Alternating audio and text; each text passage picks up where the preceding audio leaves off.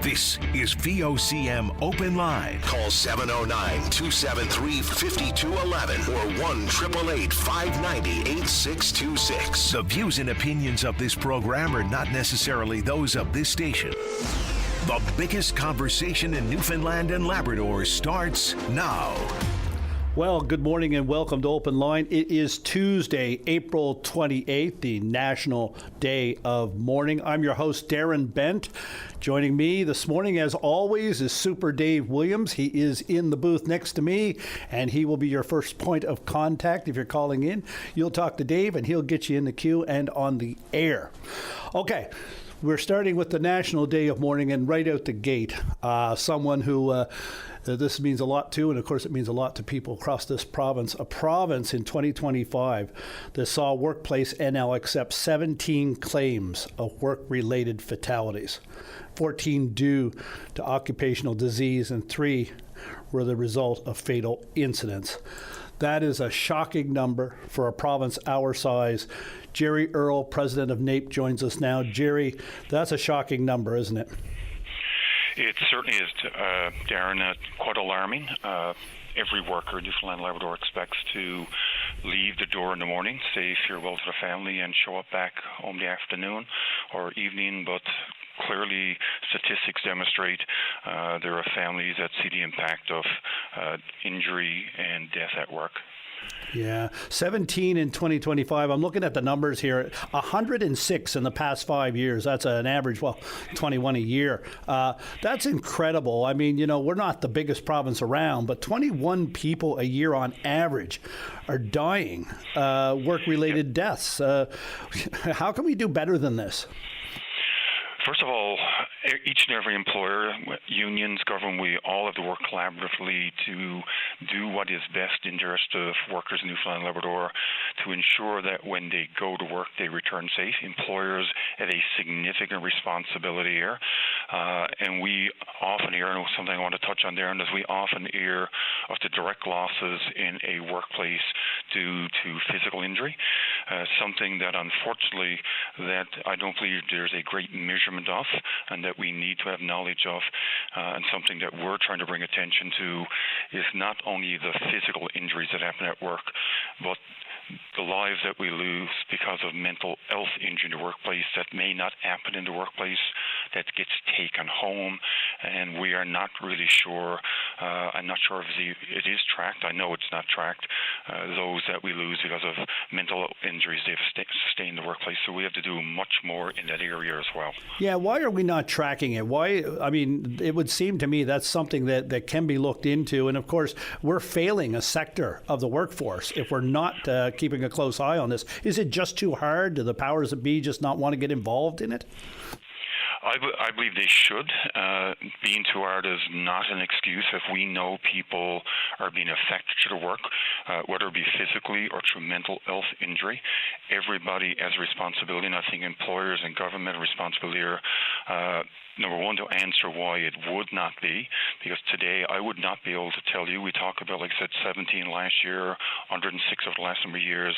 That one is one too many, but I know sitting here and having conversations with individuals that have died by suicide, for example, as effective mental health injuries in their workplace. So we have to look at mental health injury and loss because of it, just the same as we'd look at physical injury. So it's something that we will be certainly doing more around and calling up employers and governments to do. But today we have to recognize, like I say, those that have lost their lives as a replace of workplace accident. Like you just said, Darren, the numbers speak for themselves. I wish we were having a conversation today about saying at least last year there was no loss, but last year 17 additional Newfoundlanders and Labradorians. And then you have to look at the impact on that. It's their families, it's their loved ones, it's co-workers. The impact is quite broad-reaching, but none more so, though, on the families that have lost those individuals. So employers must do better, governments better, as to do better legislation, and unions have to do their part to advocate for greater workplace safety. Yeah, on this National Day of Mourning, we have NAPE President Jerry Earle talking about, workplace injuries and deaths and so forth. And I know you represent public employees, and of course that's only one sector of the province. But they are government workers. Is government doing enough within its workplaces to ensure people with mental health issues are getting the help that they need? The soft tissue injuries that take people out of the workplace for sometimes months or years at a time, that not only cost the individual but cost the province as well. Are we doing enough as a government? Right off, while there's been improvements, I'll speak first to the mental health injury side. While there's been advancements, I don't want no bones about it, enough is not being done in this area. It's not as bad as it was years ago, where it was almost taboo to talk about mental health injury. We've done much better in that area, but still we are afraid in some instances to use the term death by suicide. That is no different than a person that has been killed on the job or because of impacts through carcinogens in the workplace, cancers from workplace. So we have to look at this, do better, and like I said, significant advancements have been made, but we need to get to a point where we can have a conversation, say, this past year, on this day of mourning, there hasn't been nobody that has been significantly injured or lost their lives in a workplace, or that we can certainly demonstrate there's been a significant impact on decreasing the numbers, and much more can be done. And there are no bones, but in the case of mental health injury, much more has to be done, and this is an area that not enough has been done by many employers, including governments. Do you worry sometimes, we do these things like National Day of Mourning or Truth and Reconciliation and all these sorts of things, and they just become, okay, it happens every year. I talked to somebody a few weeks ago about Earth Day coming and going, and nobody really seemed to pay attention to it. Do you think it just becomes a blur and it doesn't mean anything? It's not having the impact it needs to? Should there be a bigger program associated with it, and maybe even something where employers across the province sign up to ensure that they're following safety standards and that their employees are following safety standards? Absolutely, and that's what I'm always concerned about, like around a singular day, and sometimes we recognize other things for a day, week, month, or whatever. This is something that every day, every time we get up in the morning, we should be thinking about safety at work. Government should be thinking about it. The employer should be thinking about it. It is fine to have a day, and yes, absolutely necessary to have such days, but like you just said, we have to turn our attention to this every day, have a commitment from the employers, government, a collaborative approach. All of us, unions included, have to ensure, and we do, like through whether it be collective bargaining or through our advocacy, we're always talking about safe workplaces or improving safety or trying to protect individuals, irregardless of the profession that they may be in, and irregardless whether they're in a union, because there are many out there that don't have a collective voice. So it should be for everybody. And like I said, it should be a singular day. Every single day of the year, we have a collective responsibility. And those that have the ability to enact legislation or make policy and procedures in workplaces, which workers don't and the organizations don't, have a greater responsibility to ensure safety and the well-being, physical and mental health in workplaces. Yeah, and I'm sure the numbers are higher when it comes to workplace injuries, over fatalities, and going home with discs ruptured and so forth, and not being able to do the simple things around the house, is debilitating and frustrating. And of course, if you got young families and all that, it has an incredibly serious impact on families. How much time out of the year? How much are you seeing coming across the NAPE desk about these sorts of injuries that are happening, whether it's mental health, whether it's soft tissue and all that are still happening in a workplace under the public employees grouping?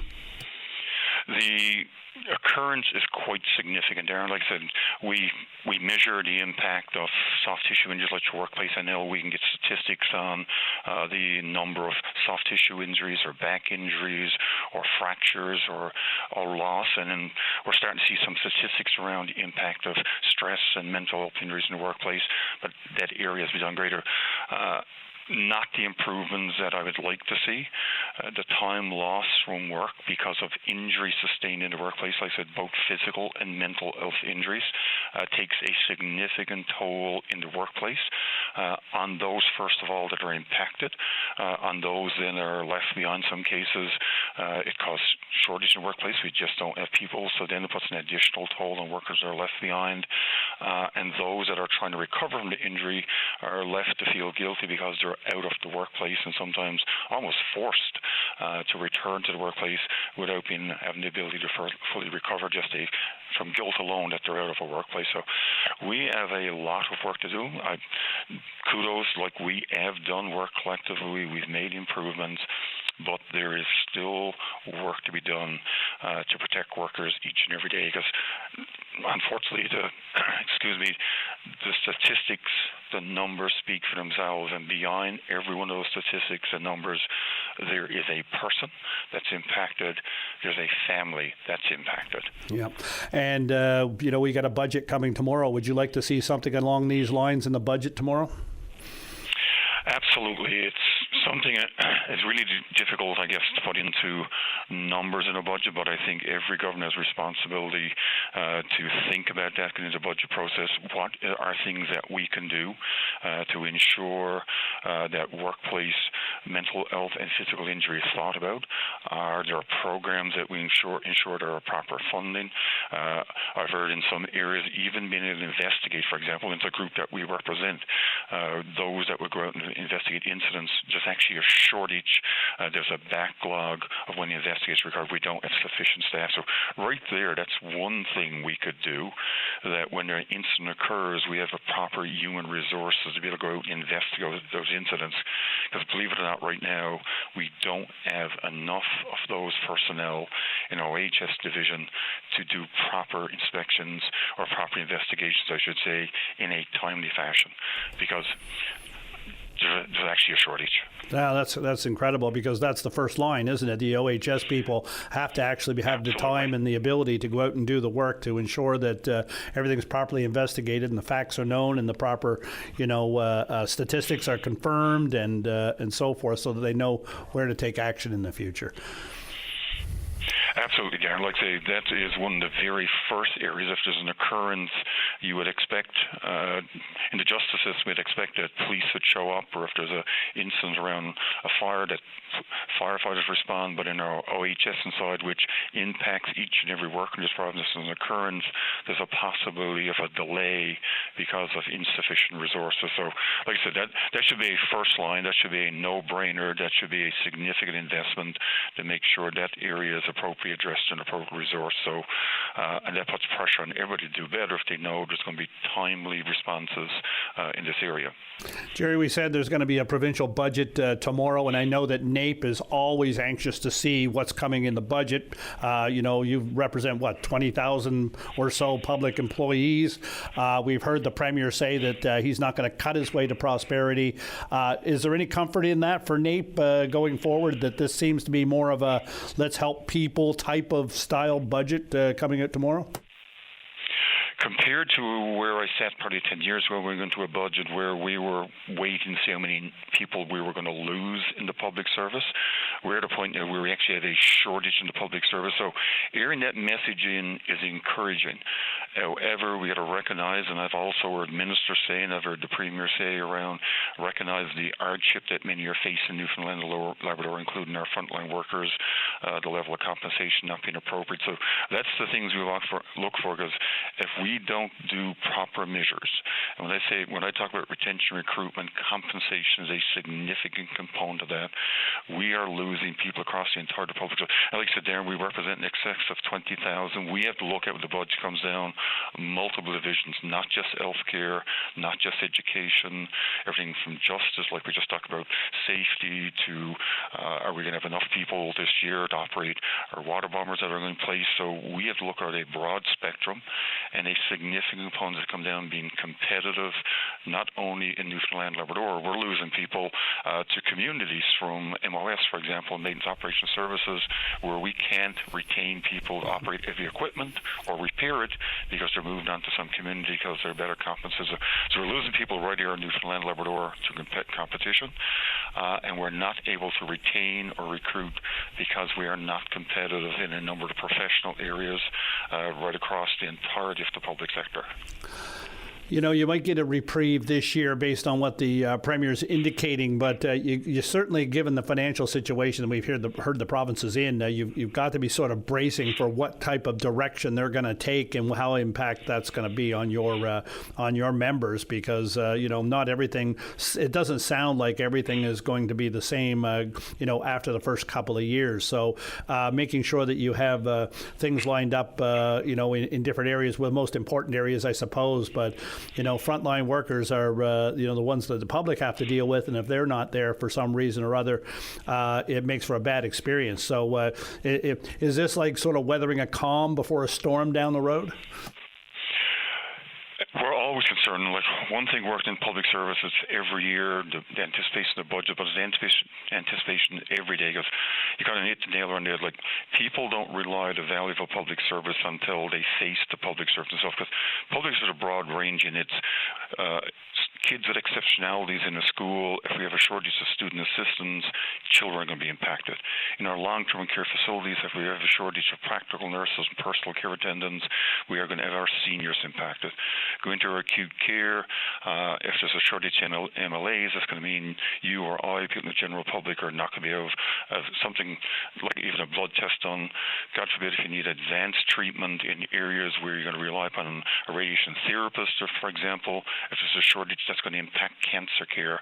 Right now, I know in the province we have an excess of 100 physicians short in EMS, so people wonder why there might be a delay in the response to EMS, because we don't have enough of paramedics in EMR and advanced care paramedics.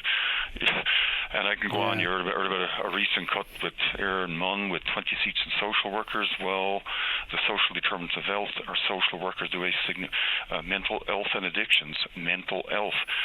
We have a shortage of social workers, psychologists. So I can keep going across the area. So if governments are not prepared, employers are not prepared, and NHS and others to invest in public services, unfortunately, the public is going to pay a significant price, and those in the system are going to pay a significant price because they don't have the human resources to do the work, and they are not supported.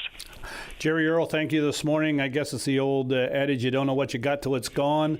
Thank you for this morning on the National Day of Mourning and speaking of the budget. You have a great day and take care. Thank you, Darren, and you and your listeners have a great day. All right. We're going to go to break now. We'll be back in just a few minutes with more Open Line.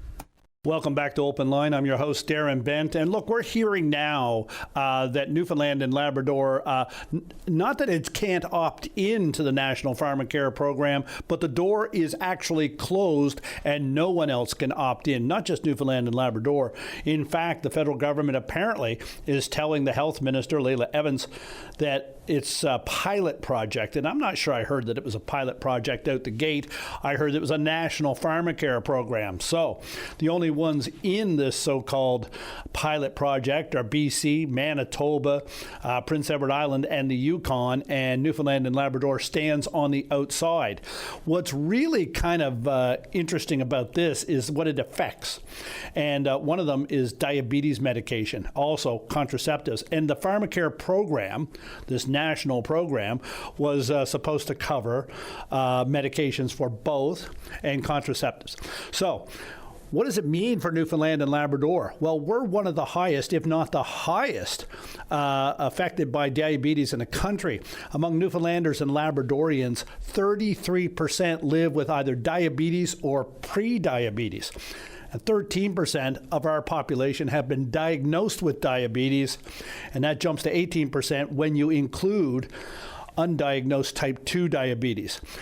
This is a great concern. So it seems odd to us that we've been left out of this. Why are we not part of this program? And when did it become a pilot program?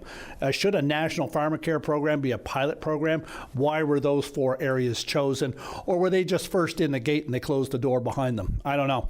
I'm hoping to hear more about this today and find out why we're on the outside of this one, because there are so many people in this province affected by diabetes, pre-diabetes, and so forth. Okay, we're going to move on now to line 3, where I have someone that wants to talk about the scallop fishery. Good morning. Good morning, Darren. I just want to touch base. There's a gentleman that was on yesterday, and he had some discussion about the recreational scallop fishery and some of the injustice that was going on there with the use of pot haulers. I've done quite a bit of research on this. I'm a recreational scallop fisher myself, and been so for a number of years, same as the members of my family. And we use scallops, same as we use codfish with the food fishery, and hunting and berry picking and stuff as part of the subsidy to our family food consumption. It's a cultural and a necessary thing for a lot of people in Newfoundland. So when this rule come out about no use of pot haulers, I've done some research, quite a bit actually, and I found that they're using a condition that they manipulated and put into the recreational scallop license, which says that when fishing scallop with a scallop drag, you're not permitted to use a hydraulic or mechanical device. And they look at the mechanical device as being a pot hauler. Now, there's nowhere whatsoever in any of the fishing regulations, and there's a whole bunch of them that cover right across the country, but the one that we're concerned with is the Atlantic Fishing Regulations 1985 Act. And there's nowhere in there under the section of shellfish and subsection of scallops that it states this. All of these conditions should be taken from the actual regulations and just posted on the license itself. But somewhere in someone's great wisdom, they manipulated some wording and added on some wording, and they've added this condition a number of years ago, about 8 or 9 years ago, I think it was. And now, in the last recent couple of years, they've started charging people for using pot haulers, which, as far as I'm concerned and the regulations are concerned, is an injustice to any of the recreational fishers. So can recreational fishers avail of this if they pay a fee, or how does that work? Yep, we pay a fee. It's a small fee, it's not much, like $15, I think, roughly, give or take a few cents, per year. And you have to go through the online licensing organization with DFO to apply for this license, same as you do with any other fishing license. And each year there's a list of regulations that come out with it on the actual license that you get printed off from DFO. Then, like I say, those regulations and those conditions are supposed to come from the actual laws. All of these fishing regulations basically are the laws that are made up by Parliament to govern the fishery. And obviously scallops is part of the fishery, so there's a section there on that. However, there's no section, there's nothing in there at all that says you cannot use a hydraulic device with a scallop drag. So this was an add-on somewhere afterwards. So somewhere around 2016, 2017, they started putting this in there. Yeah. It wasn't in there before that. And if I could, I just want to explain to people that may not be involved in a recreational scallop fishery, but this is about the rake that's dropped down into the water, weighs about 30, 40 pounds. And, when I had a senior call yesterday saying that, for him to have to haul it by hand, up, out of the water from the bottom where they get the scallops, is just too much, and they're being prevented from using the hydraulic system or the automated system to be able to haul it up. And of course, and that unfairly takes a lot of people out of the recreational scallop fishery that would have been able to get, up to a maximum 50 scallops, I guess, per session. Yes, that's correct. And it's not only the weight of the scallop rake is is obviously when you drag this rake along the bottom, I mean, you're gathering up debris from the bottom, rocks and kelp and different things. And that's an empty rake, 40 to 50. That's an empty rake. Yeah, so once you get that combined with debris, you could be looking upwards of a couple of 100 pounds, which basically eliminates anybody from fishing that type of means. And it is a provision in the fishing regulations that people can do that, and now they've sort of basically disabled anybody from going and doing it, physically doing it. Yeah, so, what's the answer for this one? Well, this condition should have never been in there in the first place because it's not a part of the law and regulations of the fishery. Did you hear the fellow yesterday? He was told by somebody that they did it so that people couldn't break the law. And my response to that was, isn't that the job of DFO to be monitoring and doing the surveillance necessary to ensure that people aren't breaking the law and not assuming that people are guilty before they start doing something? Exactly. I had that same conversation with DFO myself. I've talked back and forth quite a bit with them with no answers from them.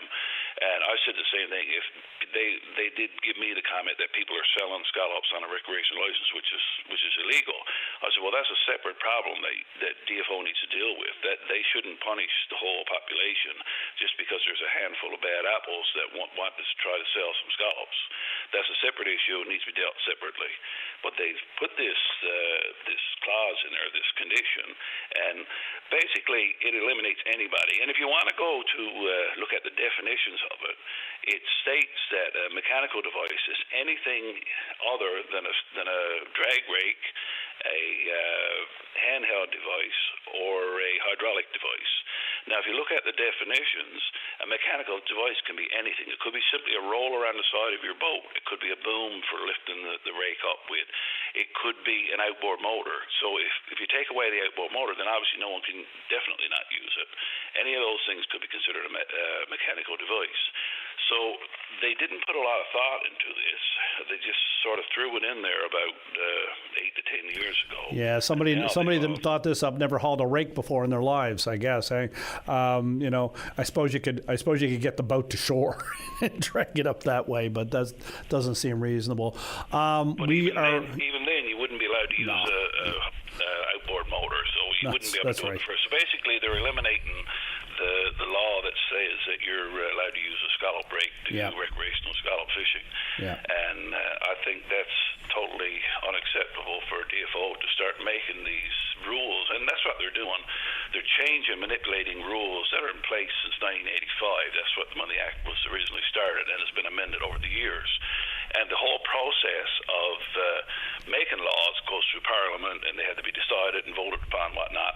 But all of a sudden, we got DFO with certain individuals in DFO saying, oh, we're going to change these and bypass the whole parliamentary process of making laws of the land. Are you worried that they found a lot of people actually, doing something untoward, taking too many scallops or continuously fishing, taking hundreds and hundreds of scallops instead of up to the 50 maximum? Because that didn't seem to be what the gentleman yesterday was indicating. He was told actually the opposite, that they don't do very much of it. They don't catch very many people doing anything wrong. No, they don't. They're, like I said, in every type of sport and recreation or whatever the case might be, you always get that handful of bad apples. Like as we said before, that's a totally separate issue that needs to be dealt with by DFO. That's an enforcement issue that DFO needs to deal with. Well, look, I'm up against the break here now. I want to thank you for calling and and adding on to this conversation regarding the recreational scallop fishery. It sounds like something that you folks, all of the people involved in that fishery, should reach out to the federal minister regarding and see if you can get that conversation around the table. Anyways, I'm going to leave it there. Thank you very much for calling. We're going to go to break. We'll be back in just a few moments with Open Line. Okay. Welcome back to Open Line. I'm your host, Darren Bent. You can reach us here at 273-5211, free of charge outside the metro area, 1-888-590-8626. That's 590 VOCM if your phone you're using still has letters on it. Okay, we are going to go to line 4 now where we have Mike. Mike, good morning and welcome to Open Line. Hi, good morning, Darren. It's nice to speak with you again. It's Mike Keogh calling from the Pet Owners Collective here in Newfoundland and Labrador. Yes, Mike. We spoke briefly a short while ago, yeah. Yep. So I know you have a very busy day. I'm calling, we will be sending a press release out very shortly. We're calling on the province of Newfoundland and Labrador to begin immediate action to withdraw the province's participation in taxes, HST taxes, on pet health care in Newfoundland and Labrador. And that's all we're doing. We know that this is a process that must take place. We've got a lot of sympathetic hearing from the Department of Finance and other people in government. They all recognize, that pets are they're no longer a luxury. They're a necessity for mental health and physical well-being. They're aware of what's happened with recent ballooning costs on pet healthcare costs because of the consolidation of pet ownerships by investors. They're all aware of this, but they're saying to us, we are part of a national program, HST. And in order to be able to discontinue even the provincial part, we must withdraw from the federal part. So we're issuing a press release today and ask that the Premier and the Minister of Finance tomorrow recognize the challenges that these 15% are causing for pain and suffering and sometimes death of pets at these taxes. And we're asking them to advise the Government of Canada that Newfoundland and Labrador is commencing immediate action to withdraw from HST on pet health care. So that's all we're doing. Yeah. Have you reached out to anybody in the federal government to talk to them about it as well? Because, we have a number of MPs here in the province that represent residents. And, of course, they're always keen to hear what people are thinking. Yeah. We have, actually. And when we first started out, when we were looking for information, under access to information, on, the dollars involved, and how much was involved, and all this kind of stuff, we were sent to the federal government. And it was a real sinkhole. And it was like struggling in quicksand. And the more you question, the deeper down you went. And they really had no interest in talking to anybody about it. It was basically, that's the way it is. We're not going to do anything about it. And reaching out to the MPs here it wasn't very fruitful exercise.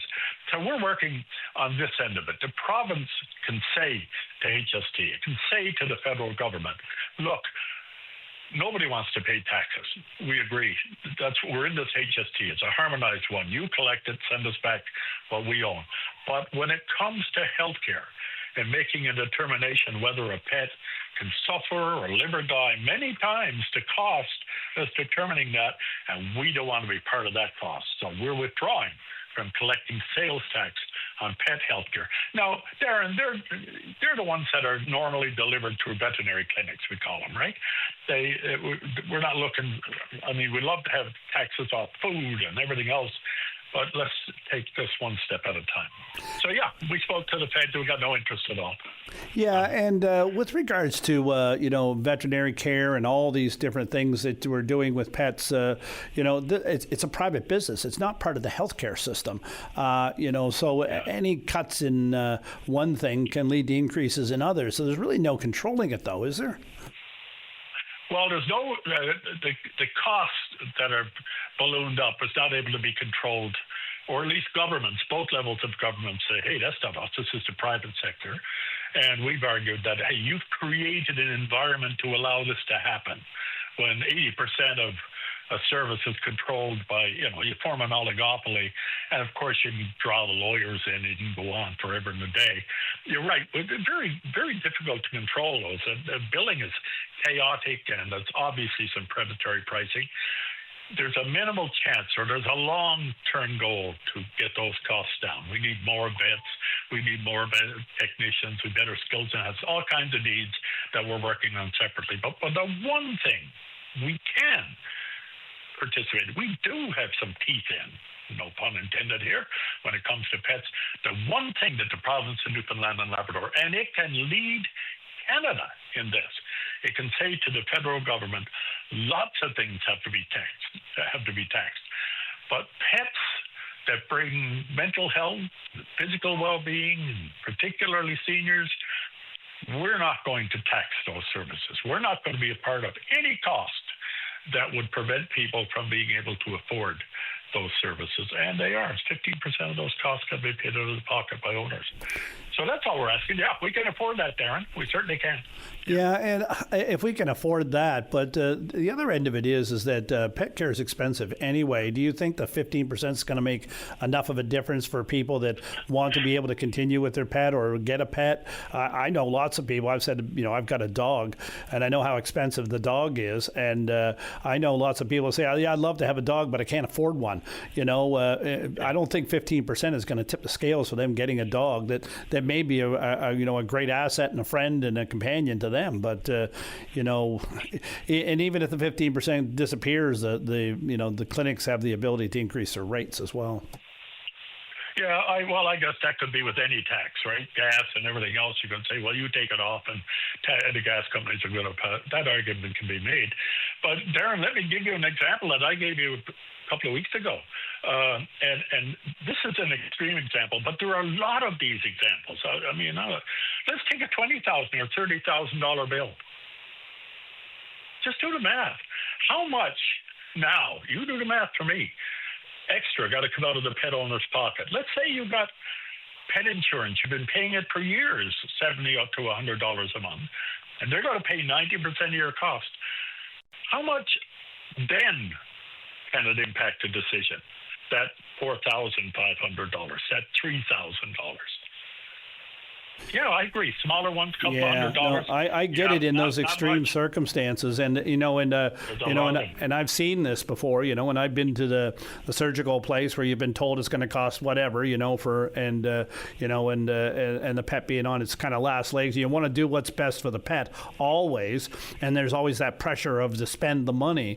But without pet insurance, most people aren't going to spend that money. I wouldn't think, unless you're really well-to-do. And if you do have pet insurance, or if you want pet insurance, even the cost of pet insurance is prohibitive for a lot of people in the province. So you're talking about $70 a month or more. I know the deductibles, it's just like regular insurance. If it's higher deductible, lower cost per month. But that's a continuous bill at all. I mean, it seems like one of these things that it's hard to find a win in. If you're able to spend $90 a month on pet insurance and you end up in a situation where you need surgery and it's like, I don't know, $15,000 or $20,000 for surgery, and then it's 15% on top of that's another $3,000 or $4,000 in taxes that you're left with, even with the insurance. And you probably got to pay, coverage is what, 80-90%. So you got $2,000 or $3,000 or $4,000 you got to pay, and then you get the tax on top of it. That's an $8,000 or $9,000 bill, even with the taxes. Seems prohibitive, and I don't know. Maybe there should be some other type of a way of going about this. But anyway, in that situation, you're absolutely correct. You can avoid that extra $3,000 or $4,000, but then you still got to have $3,000 or $4,000 to spend. It's makes for tough decisions in a bad situation. I guess it's easy to walk away from this, for us to walk away from it. There are a number of issues. You're right. Insurance is right. It's too easy for the insurance company to deny. And what are you going to do about it? You try to fight an insurance company in court? I mean, the civil courts are the playground of the rich and those with deep pockets. Yeah, you're absolutely right. There are a lot of issues, but low-hanging fruit. This one we can do. This one, the province of Newfoundland and Labrador can say no. We are not going to be in any way a part of contributing to a cost that makes things worse for a pet owner. We're not going to be there. We don't want to be there. Federal government, take us out of this HST. We'd want that to happen. At least that much. And that maybe other provinces in Canada will say, you know what, look what Newfoundland and Labrador is doing. Yeah, they can do it, and we're willing to do it. Yeah. So we recognize there's a lot that's got to be done there, and we're working at it one issue at a time. But this issue here, please, Premier, please, Minister of Finance, give serious consideration. Tomorrow, let the federal government know that we do not want to be taxing pet health care. Okay. Well, Mike, thank you very much. I'm past the break there now, and of course, climbing any mountain, and this is a mountain. Climbing any mountain starts with one step at a time, and there you are. You're off to the races, I suppose. And good luck with it. I'll be interested to see how it turns out over time. And like you're right, maybe if this province takes some sort of lead and starts bringing it up with other provinces, if they find it as a priority at all, they might get some more help with that, and then you might have something. Okay, Mike, you take care. Have a great day. Thanks for calling on this issue. I'm going to turn it back over to Dave Williams. Dave's going to take us to break. We'll be back shortly here on Open Line. Thank you. Welcome back to Open Line. I'm your host, Darren Bent. Along with me is Dave Williams over in the booth, and he will be your first point of contact. You can give us a call, 273-5211, or outside the metro area, free of charge, 1-888-590-VOCM, 590-8626. Okay, we are going to go to line 6, and on line 6 I have Jeff. Jeff, welcome to Open Line. Hi, thanks for having me. Good morning, sir. What's on your mind this morning? So I guess last week I had made a social media post. I guess more of a frustration that I guess gained a lot of traction on social media, and with a lot of people like sharing the same concerns or same experiences. And it's in relation and Jeff, just to give the background, you ran in the last election, I understand, and this is about the abuse that politicians suffer along the trail, I suppose, isn't it? Yes, absolutely, and I guess it's more in relation to the Minister of Tourism, Recreation and Arts, how they felt being bullied and stuff. And when I ran into that election, I was a Liberal candidate, and the abuse over, I'm very thankful I came into the race late, so I didn't have as long to endure it, although it's a severe. You're to a point you're going to pick up your drugs at the drugstore in your local community or town, and there's people screaming at you. There's people waiting outside in their cars to scream at you or to follow you. You receive more middle fingers than you can count. You go. For instance, I went to the local arena with my son to play hockey, and I was cornered into one of the porches. I wouldn't say I was being, a conversation was being had because I was being screamed at more.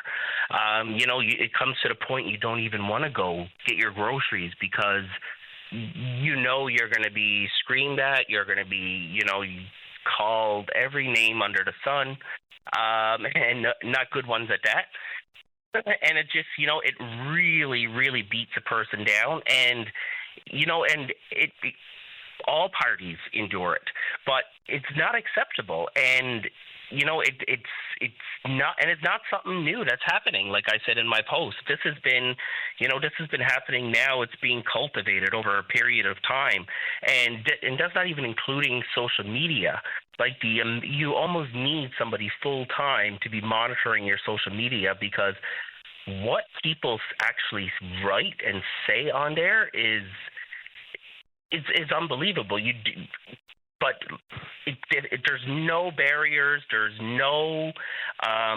They don't hold back. Whatever they feel like saying, if it's personal, not personal, they're just saying it just to say something, because most times it was because I was a Liberal candidate, and and a lot of those people, a lot of the stuff that was said to me was supporters of the Conservative Party.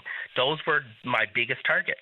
And, and especially now that you're seeing that those people that harassed and bullied and, name calling to me are now upset because the minister is being bullied, it's really, it's not, it's really not, I really don't think they're upset is because she's being bullied.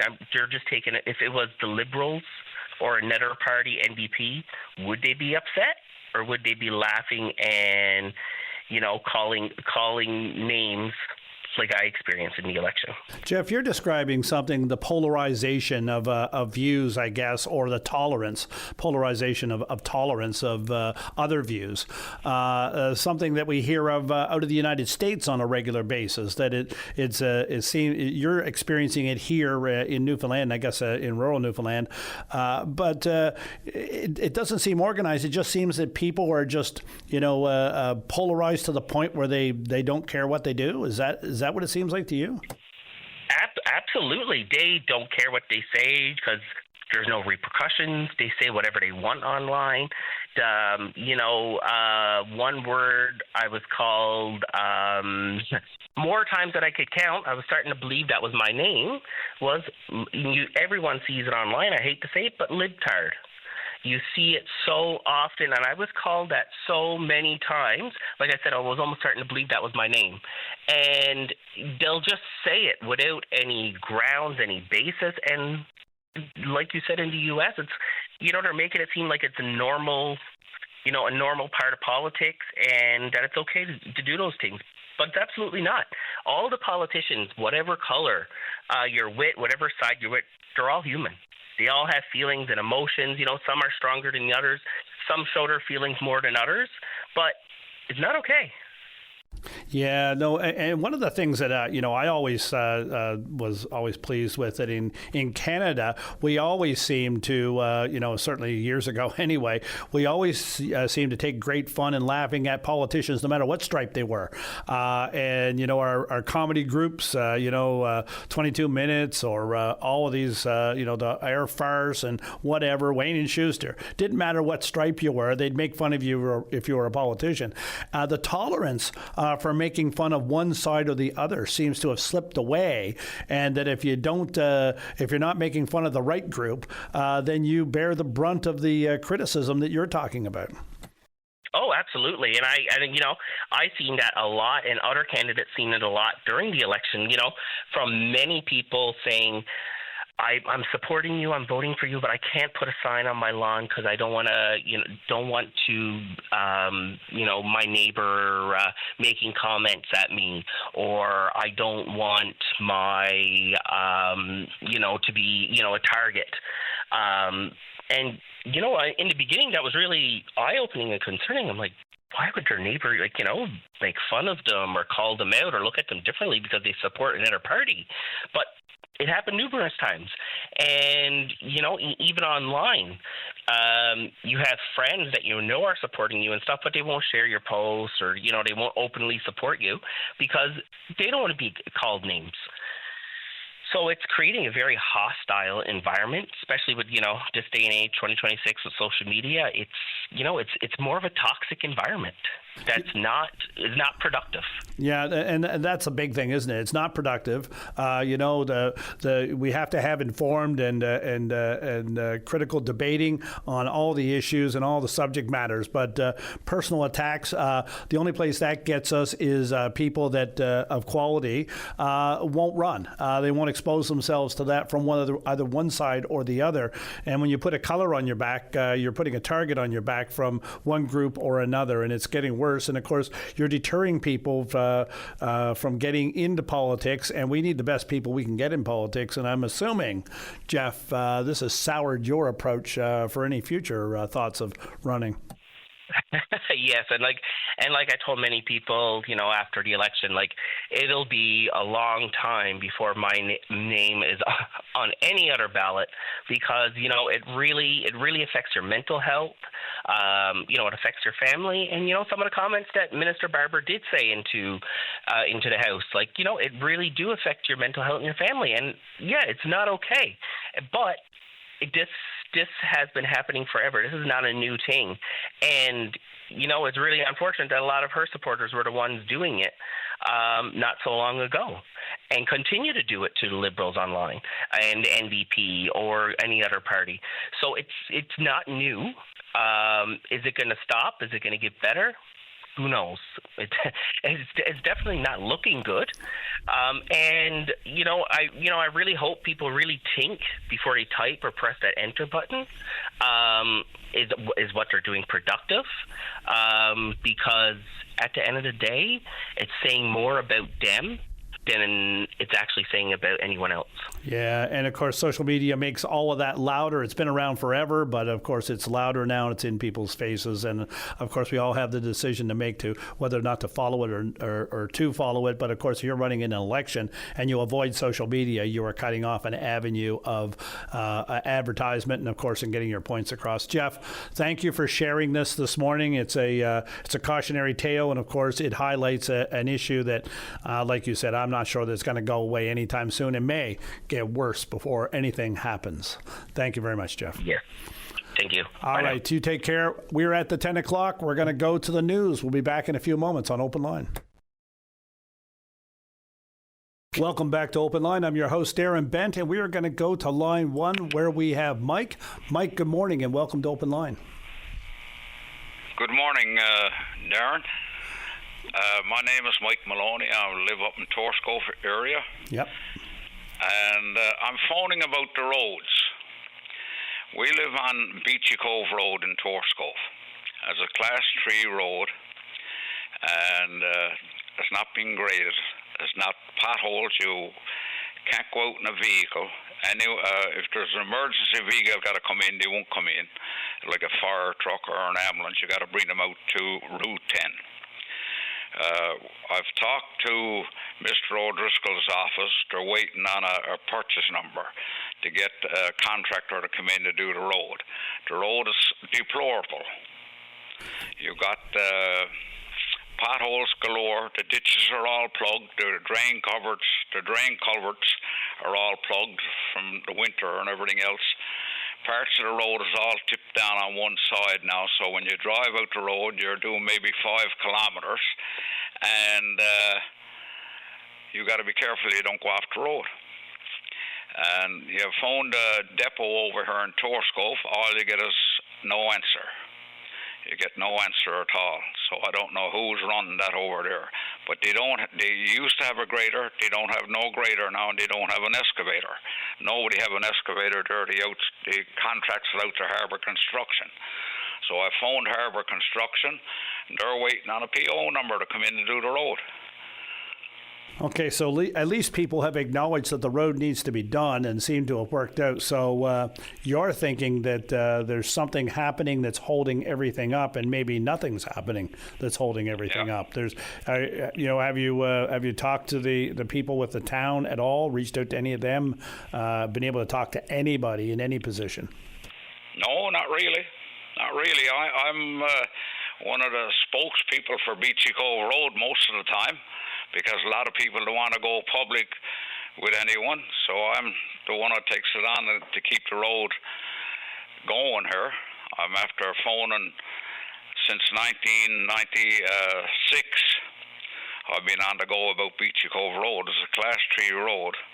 And if there's an emergency at the Torscove Hydro Dam there, if the dam broke or anything, or there's a bad accident in Torscove, they all got to come through Beachy Cove Road to come out around on the other side.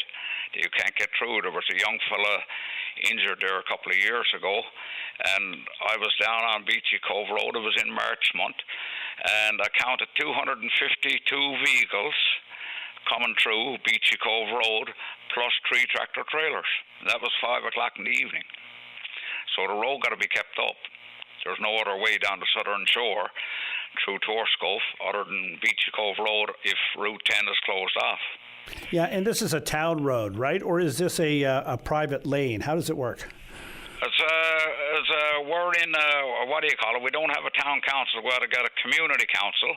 We all pay taxes to the community council. We pay for our garbage collection and our fire protection and all of that, right?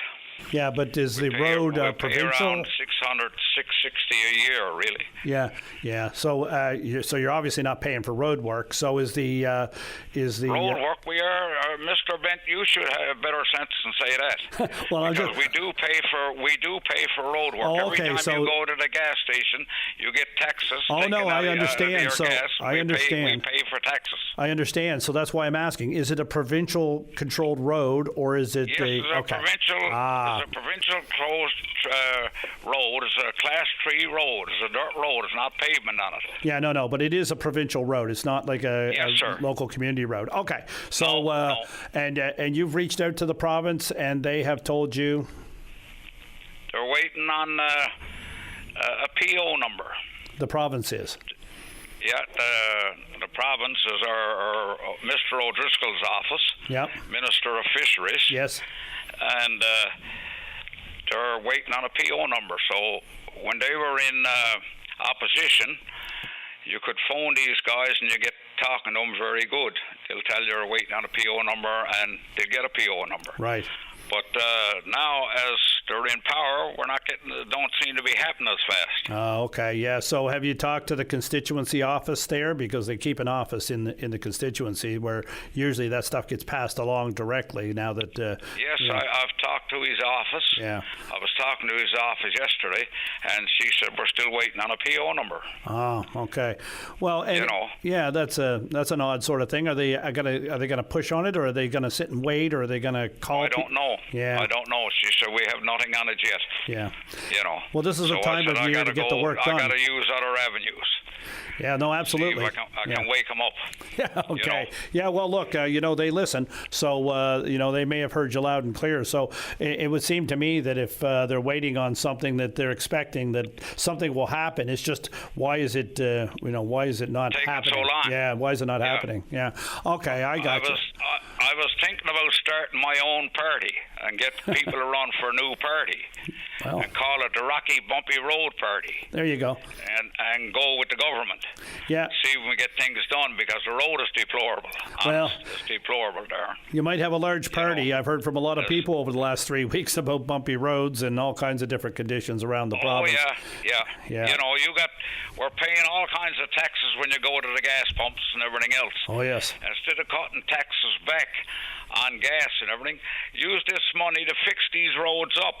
Yeah, no doubt. The last time the Southern Shore was paved was back when Loyola Sullivan was in power. That was a while ago. And you go out there... Why? That was a while ago. Oh, yeah, that's the last time it was paved up Southern Shore, full pavement, and you go drive down the road now, there's ruts and hollows all over the place. Yeah. Yeah. So the roads are not kept up, right? Yeah. But instead of cutting taxes on gas, keep this money and start putting it into roads. Well, yesterday the minister stood up in the House and applauded that 27 tenders were getting out early this year to get road work done around the province. So I'm not sure why they're waiting on a PO number if it's just a PO number to get work done unless they can't find somebody to do the work. I'm not sure what that's about. Harbour Construction in Witless Bay, they usually grades the road and does some ditching and that on it, but it got to be all ditched because it's all filled in with rocks and gravel and grass and alders and everything else on both sides, right? Yeah. It's deplorable, Yeah. I don't like to be phoning and complaining, but I got to do it sometimes. Absolutely. I've been at this now since George McLaren was on the go back years ago. Yes. And then Randy Sims and now you and Paddy and Linda Swain, right? Yep. So we got to keep at it, Well, squeaky wheel, Mike. Hopefully you'll get some attention on your road there soon. It doesn't sound very good, and of course you're not alone. So if you ever do form that party, you might have lots of support. I can tell you. Yes. Well, maybe you'll join. Maybe. You never know. Okay, Mike. You have a good day, and hopefully you'll get some attention down there. Thank you for calling, raising this issue. We get it done soon. All right. We're off to break now. Dave, you can take it away. We'll be back on Open Line in just a few moments. Welcome back to Open Line. I'm your host, Darren Bent, and we're going to go to line 1 where we have Alvin. Alvin, welcome to Open Line. And Alvin, I think we've met each other in the past, haven't we? Probably. I started with Brian Peckford in 1974, and I did my last assignment for Senator Norm Doyle in the fall of 2020. Absolutely. So that's 46 years in the racket, as they say. Yeah, you had a long run at it, Alvin, for sure. Yeah. Alvin Hewlett, of course, welcome to Open Line. Why are you giving us a call this morning, Alvin? Well, I sent you a little thing here I wrote up there last night, and your producer got back to me and said, have a word with the man on the air. When I finished partisan politics, per se, when I left Ottawa in 2008 and took a staff pension from the House of Commons. But when I got home in 2009, starting in January, I wrote a weekly political column in the Shoreline News for Frank Pettin's Shoreline. And I did that for nearly 8 years. 700 to 900 words every week, never missed a deadline. Anyway, when that paper got sold, that ended, and now and then I still write when the spirit moves me. Last year, I joined NL Concerned Citizens. We raised the issue of the MOU and the need to vet it and so on. And at that time, even though I'd been out of politics for umpteen years, I was the group's spokesman on the open line with Paddy. So I even got on election morning, talking about the MOU. So that was a war I didn't know whether I'd win it or not until election day was over. And that's one of those that I was on the winning side on. Yeah. So I've continued to write. And in a nutshell, I had a friend of mine I met that I haven't seen in decades from university. And so I wrote up a couple of stories from my days in the trenches, so to speak. And that's the thingy that I sent you last night. Yes, so you're taking us back to a time when Clyde Wells was Premier and Chris Decker was Health Minister and so forth.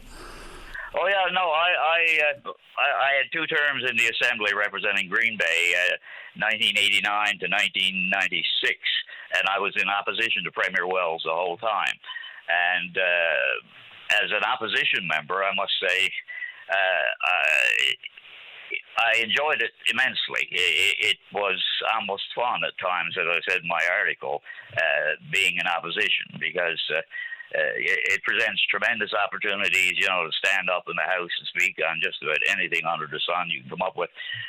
And now and then, because the House is full of human interactions, every now and then something utterly funny happens and the place goes up, Yeah.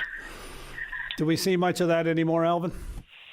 Not enough, I think, because I remember sometime up in Ottawa, and Stephen Harper was PM, I think, at the time, and some of people in his party, sort of, the hard right people were kind of getting to sort of really rip into the Liberals kind of thing, and his comment was, look, the Liberals are my political opponents. They're not my enemies. So, you got to treat them with a degree of respect, blah, blah, blah. And there's too much of the enemies thing on the go these days, I think, in politics. It's gotten a bit nastier than it used to be. Yeah, the polarization is, alive and well. And, of course, social media at times exacerbates that, or maybe all the time exacerbates that. And, of course, our friends to the south, what we see there. And I don't mean CNN and Fox News, but, Alvin, you watch one of the local stations, Boston or L.A. or Chicago, whatever your cable package has, and you look at the political ads during election time. Man, they're ruthless. Oh yeah, down there, the savagery has been taken to a whole new level, and because they have this sacrosanct, freedom of speech, good manners has gone right out the window. And as long as what you're saying is not illegal, they'll say it. And it's terrible, I mean, up here, I think we do behave according to certain standards in this country. But she's gone like the Wild West down in the States. Yeah, no, and I said it earlier to a caller that talked about how polarized it was when he ran. We in this country took great pride in making fun of all politicians, didn't matter what stripe they were, and that's getting less and less now because of that polarization. It takes away from our identity a little bit, I think, doesn't it? Yeah, well, that sort of thing takes away from the free flow of ideas and people, getting to see the other, standing in the other person's shoes. Right now, I mean, quite often on the political spectrum, we have 2 subsets, but they're speaking past each other and not to each other, So the political dialogue, the debate is not there. Everybody's in their own isolated little cave, throwing rocks at the other one, you know? Yeah, and performing more than they used to. And it was always a bit of a performance. Yes, I agree. I don't mind a good performance, if you don't mind me interrupting. No, that's right. But it's got to be on topic and doing something that's enlightening to the public interest and now and then livening up the public interest. Yeah. So where do we go from here? What do you think? How can we recapture any of that, or are those days gone and we've got to try to find a new way forward? No. I do have some hope. Like up on the federal scene, Pierre Poilievre has had to learn to sort of pivot a bit and retune his message because he was really out of sync with the Canadian people and how they viewed Donald Trump and his assault on our economy. So there were, even though there's an element in his party who were pro-Trump, he realized after a while that they were a minority, and if he wanted to appeal to the general Canadian population, he had to change tactics a bit. Now I've had friends on the left say to me, well, what do you think of Brother Harper?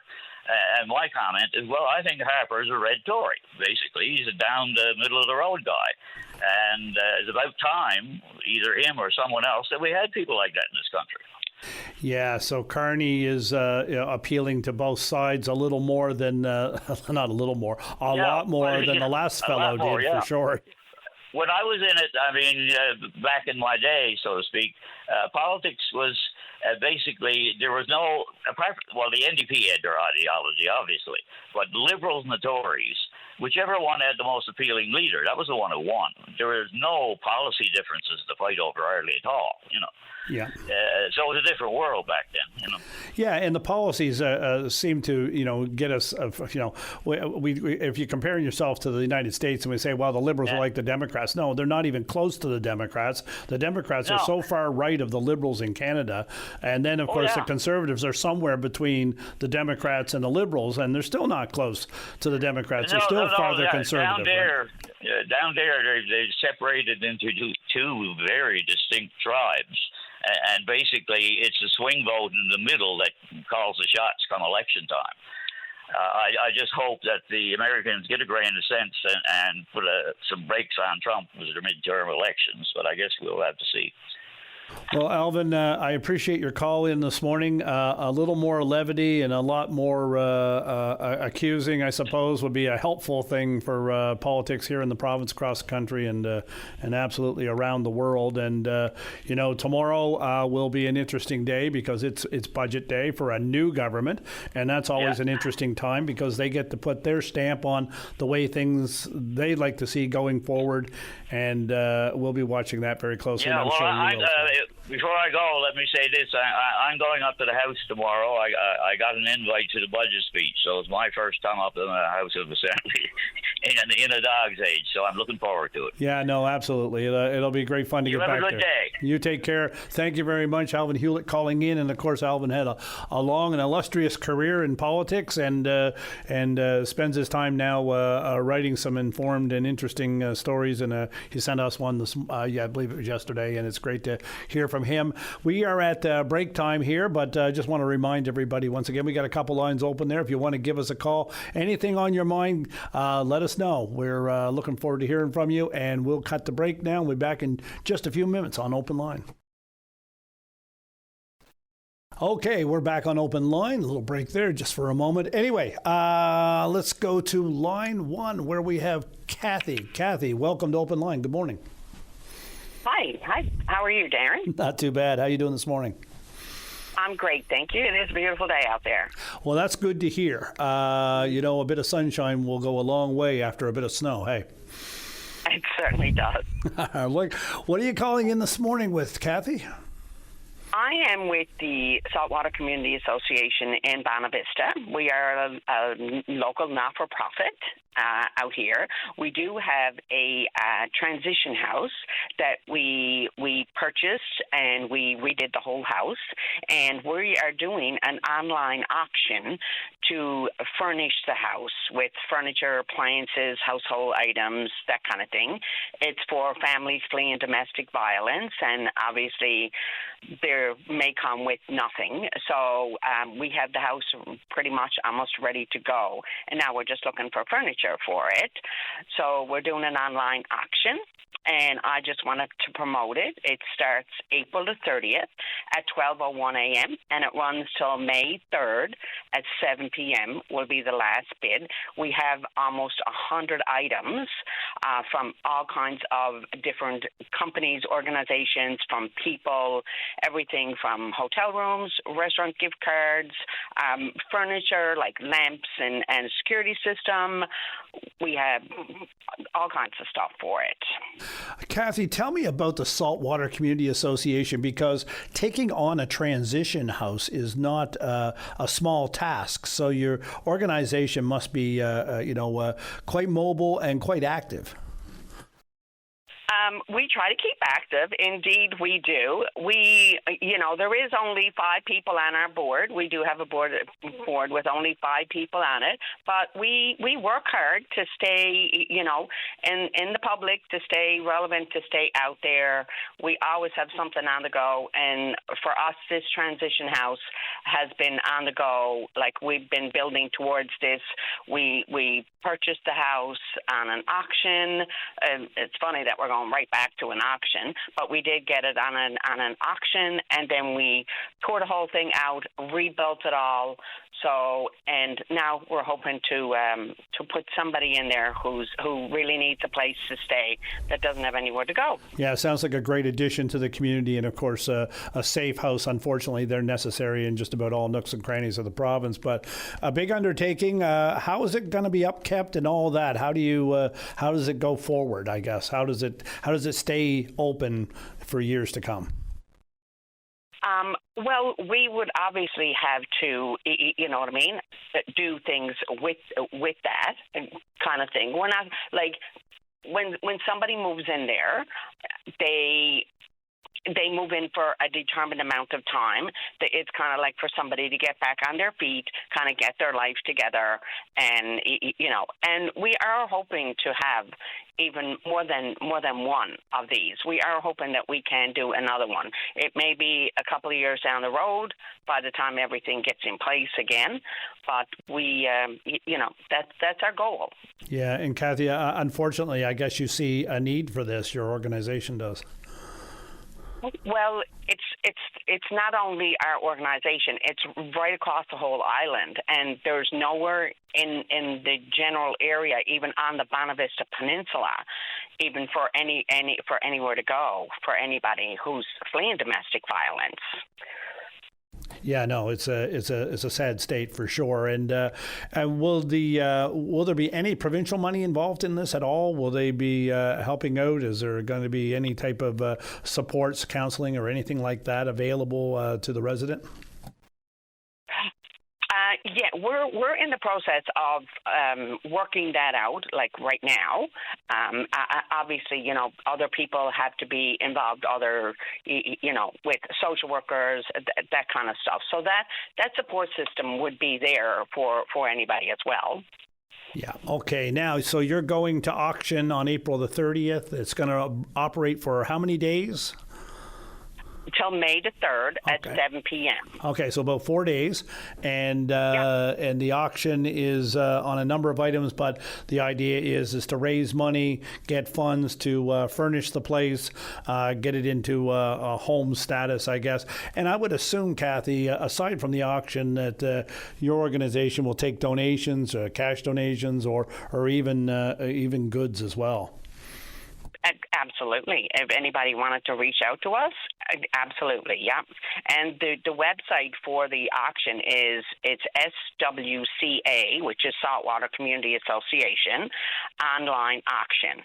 So anybody who's interested can go in there and look at all the different items that we have. We have a variety of items, a variety of price ranges for everything. So and I just wanted to say too that all the items that are in there were generously donated by different people, organizations, companies, and we would not be able to do that without this, this support. And the support runs not only in Bonavista, but right up the peninsula and right into Clarenville, right into St. John's. So we've had a lot of support and, a lot of donations from people. And I'd like to just say thank you for them for that. Yeah, it takes a village. And just on that note, I'm assuming you got some in-kind work done for the house as well. There's people up in the area that are helping out along with that. We did, and we did get we had one individual person, which I shall remain anonymous, that donated, I think it was $35,000 towards that house. Just one person, gave us that donation. So that went a long way in, buying all the stuff that we needed for the house. It was basically down to the studs, and we rebuilt it. So wow. Yeah, that's a good kickstart, isn't it? Yeah. It was indeed. Yeah, so that's great. So, Kathy, the auction starts on April 30th, a couple days' time, runs for 3 days. Give us the auction website one more time. It's SWCA online auction. And you can go in and look at it yourself, Darren, if you want it. Absolutely. So SWCA, and it's online auction, and the money raised there or any donations you get outside of it are going to go help finish off the transition house that the Saltwater Community Association has been able to secure and get ready to open up in Bonavista. A great addition to the community, and of course there'll be folks that'll be able to avail of that probably won't be able to express the gratitude for your organization and others and all the people that contribute to something like this, to give them a chance to get on their feet, get their lives together a bit so that they can move forward, move on, and then someone else can avail of the opportunity as well. It's not meant as a long-term solution for anyone, I guess, Kathy. It's meant as to help people on a continuous basis. And like you said, you're looking to get more because you believe the need is there. Absolutely, it is. Yeah. Okay, Kathy, thank you very much, and hats off for the work that you guys are doing up there. It's tremendous, tremendous for your community, and it's tremendous for those in need, especially, we see it so often, we hear it so often about, the lack of these sorts of things in rural areas of the province especially, but even the need for them in urban areas. There just doesn't seem to be enough room or enough happening on that front. So thank you very much, and all the best in your endeavor, and hopefully you'll have another one up and running in no time soon, and good luck with the auction. Okay. Thank you so much, Darren. You have a great day. You take care. Okay. Kathy Bishop with Saltwater Community Association running a auction to try to get the things they need in a transition house that they have purchased, and have, through the help of people in the community, have got the transition house, I guess, just about ready to open. They've had some big financial donations, and of course they're working on getting people to help out from the province and so forth from a health perspective with regards to that. And how often do we hear that people that need supports in a transition house scenario just don't have the ability to avail of it, maybe because of where they're located and so forth. But Kathy and that organization, they have seen a need, and they're going above and beyond to get this open. And once they have this open, they're going to look at opening some more. So we're here on Open Line. Give us a call. We have some lines open, 273-5211 or 1-888-590-8626. And we're going to go to breakdown. We'll be back in just a moment on Open Line. Welcome back to Open Line. I'm your host, Darren Bent, and we are going to line 3 where we have Noreen. Noreen, welcome to Open Line. Good morning. Good morning, Darren, and thank you. Nice to speak to you, and welcome as Open Line host, and greetings from the Big Land. Well, it's great to hear from the Big Land, and thank you. Yeah, I'm subbing in again this week, and it's good to be here. It's good to hear from you up in Labrador. What part of Labrador are you in, Noreen? I'm in Labrador West, and it's a beautiful, sunny, blue sky. Supposed to go to 14, 16 degrees in the Big Land today. Yeah, I think we're going to see 5 here in the Sin City, so good on you up there. Why are you calling in this morning, Noreen? I have a feeling it has to do with all things Labrador, senior, budget, and all of that. Oh, yeah, just so many things, and I joked with Dave when I spoke to him. It's sort of all intertwined. Of course, like many others today, we're waiting with bated breath for the budget tomorrow. Probably only 6 weeks ago, or maybe a little longer, Premier WOCM graced us and was in Labrador West for the MINEX conference and did a wonderful session for our seniors where we were packed with probably 84, 85 seniors in attendance. And, definitely reassured the seniors that, relief is coming in different ways in the budget. So, of course, like everybody, we are very anxious to see what's going to happen. Living in Labrador West for 52 years and been involved with our seniors group for many years and spend a lot of time among them, we have major issues around lack of housing for our seniors here in Labrador West. Major. Only last night I did a presentation to another group, and I always say, many years ago, actually, when we came ourselves, and so with many more, we're going to Labrador West, we're going to work our 30 years, we're going to retire, and we're going to up and leave. So the dialogue on that has very much changed. What's happening in most areas, and I know in my area and the metro area and so forth, is that seniors are getting to a certain point where they want to downsize or certainly take away some of the burden of individual home ownership or have the larger properties and so forth, and they want to get something smaller so that they can stay in the community that they're in and enjoy themselves more, have more time and so forth. They have a property that's highly sought after, but they can't find something that would meet those other sides of the needs, something smaller, something more efficient and helpful for them. Is that what you're seeing in Lab West as well? Absolutely. I mean, I joke and say, we are supposed to be probably the most affluent community in the province. And we totally lack any semblance whatsoever of seniors living. We have no seniors personal care home. We have no independent living. We have no cottage style living. We have no accessible apartment style living for seniors.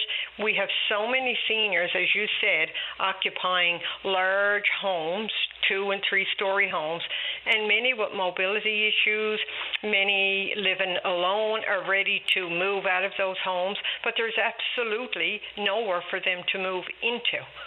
So where's the problem then? Is it a municipal issue where they're not attracting new development? Is it you can't get the builders to come there? If you've got a need, there's usually somebody to come along and make some money off it by building some of these things.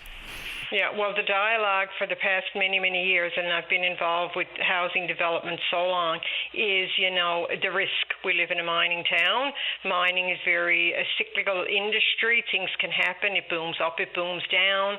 And, people say a little more in Labrador, and it is actually a lot more in Labrador. So for contractors, we don't have local contractors. To do build, we have to have a contractor come in. The cost of getting material in, the cost of putting people, their builders, their workers up, it is very, very expensive. But I always say to government, right now we have in a proposal, we partner with Connection for Seniors in St. John's on this Build Canada Homes. And I always say, nothing, the only thing that's going to change, is increases in the cost. It's not going to decrease. So we need to do something. We have seniors here who, end up leaving town when it's absolutely the last thing they want to do. They leave their family, they leave their support system, they leave everything they have known for the last 50 or 60 years. And to me, that is just so unfair and so sad. Yeah, no, absolutely. And we had Justin Lotte on a week or so ago at KMK, and he says, building apartments apartments, building, whether it's senior or adult living, condos, whatever it is, costs $10 to $12 more a square foot in the Metro St. John's area than it does in Halifax. So it's more expensive to get one in St. John's than it is in Halifax. You're facing the same thing because there's costs of shipping and so forth, and it's a deterrent for builders, I guess. So you need the province involved. You need the federal government programming involved. Do you have any sense that that's going to happen and entice these builds? Well, I can tell you it's not for a want of meeting with them, and it's not for a want of them not knowing the need over the last few years. But we have, again, our fingers crossed. We have the proposal. We've partnered with Connection for Seniors in St. John's because by submitting, it's a couple of different bills within the one proposal. That's what we were advised, that by doing it that way, we have a greater, because you have a lot of competition you're facing across Canada. So we are very hopeful, like our MHA has been on board, totally on board. Our MP, Mr. Earl, has met with us and very on board.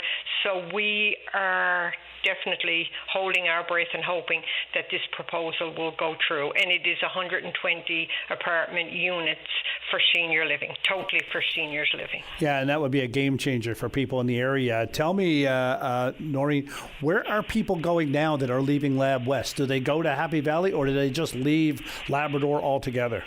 Oh, no, they don't go to Happy Valley because Happy Valley is kind of probably a little bit much like us, even though they have recently had a great development for seniors. But no, they're leaving and going to some part of the island, most of them, right? And, it's so sad because I travel on vacation every summer and I've spoken to many of those people. And, it's heartbreaking to meet with them and they're very, very upset and sad because they're like, we have left home. We're not home anymore. Yeah, when there's no options for you, it's no different than being resettled, isn't it? No, same thing, same difference exactly. Or if you have a partner, who become ill and can't get the health care that they need here, they have to leave for the same reason. So, it is, to me, it is just so unfair for the treatment of seniors that have worked and contributed, 30, 35, 40 years, to the workforce, right? Yeah, I've met people here over the years that worked pretty well their whole lives in Labrador West, and have ended up in St. John's, retired, and you got to go where you can find a place to be. But when we think about housing, and I see Noreen, you're with the Labrador West Housing and Homelessness Coalition, is there a homelessness problem in your area? Well, I always say I've been involved on that side of it for many years too. Hidden homelessness is big where you live in an affluent community. We have a group of 7 or 8 women. We did a development of 10 apartment units for lower income families. That's been full, never any vacancy. We operate a emergency shelter, a 3-bed shelter that we're waiting and just in the process now of doing an expansion into a 7-bed shelter. So is homelessness a problem in Labrador West? Absolutely. If you were to go out with a microphone and ask very many people, they would probably say, oh, no, not that I am aware of. You're not aware of it unless you're the boots on the ground and you're involved in the social side of it. But everywhere, there's a zero vacancy. There is not an apartment or a piece of space to rent. So, yes, absolutely, hidden homelessness is a problem as it is everywhere else. Yeah, it gets to a crucial point too, Noreen. I know that years ago you used to hear about couch surfing, and then after a while that became not an option. All kinds of issues came into play, and then now you see people in different areas of the province out on the street.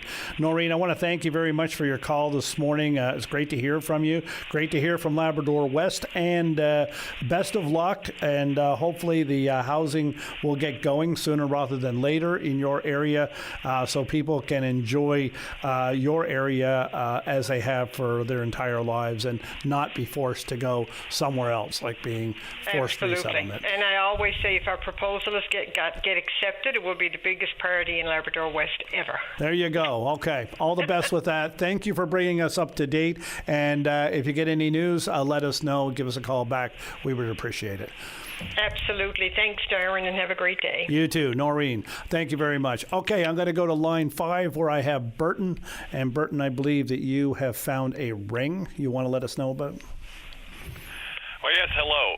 I was out for a walk with my dog last night and going down the beginning of Smith Avenue, and I saw something shiny, and it turned out to be a men's ring, probably a wedding band. So if anyone lost one in the area, feel free to reach out, and hopefully it's yours. Okay, Burton. So Smith Avenue, right there in the center of the city, and a little bit west, I guess, I suppose. Hey, but you're going to you have a ring. What kind? It's a men's ring? Is it a big ring or a small ring? It's fairly big, silverish. It's not a lot of detail on it. Yeah, no, fair enough. Okay.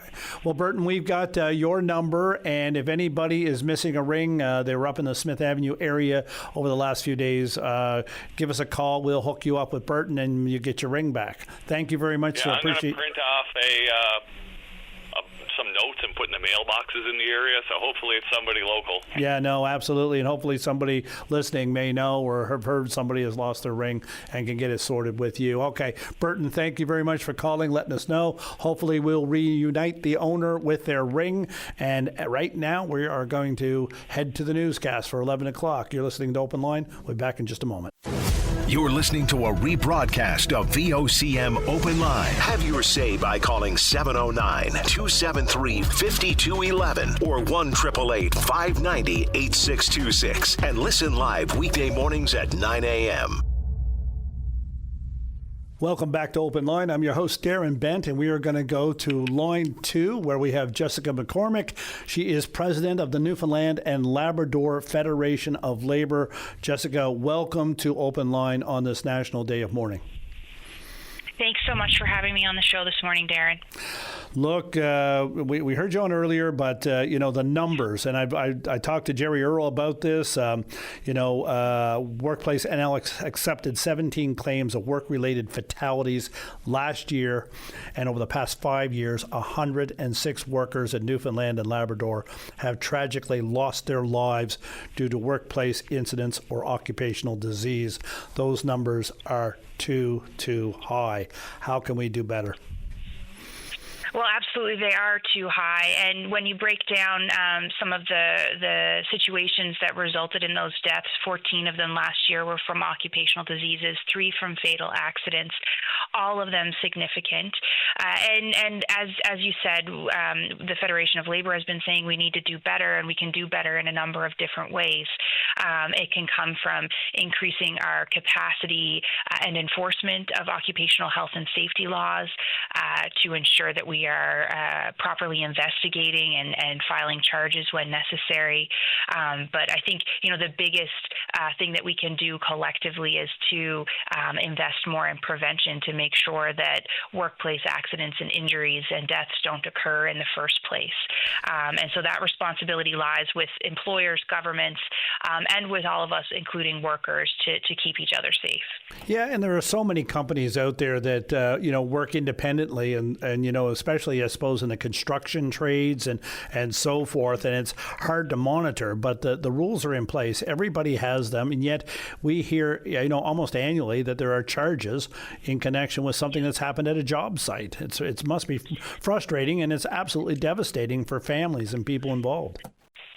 Well, you're absolutely right. It is. It's frustrating and it's devastating. It's been 22 years since the Westray law came into effect, which was, amendments to the criminal code that would allow for criminal charges to be filed against an employer who is negligent in a situation that causes injury or death in a workplace. But there have been very few of those charges actually laid over the years.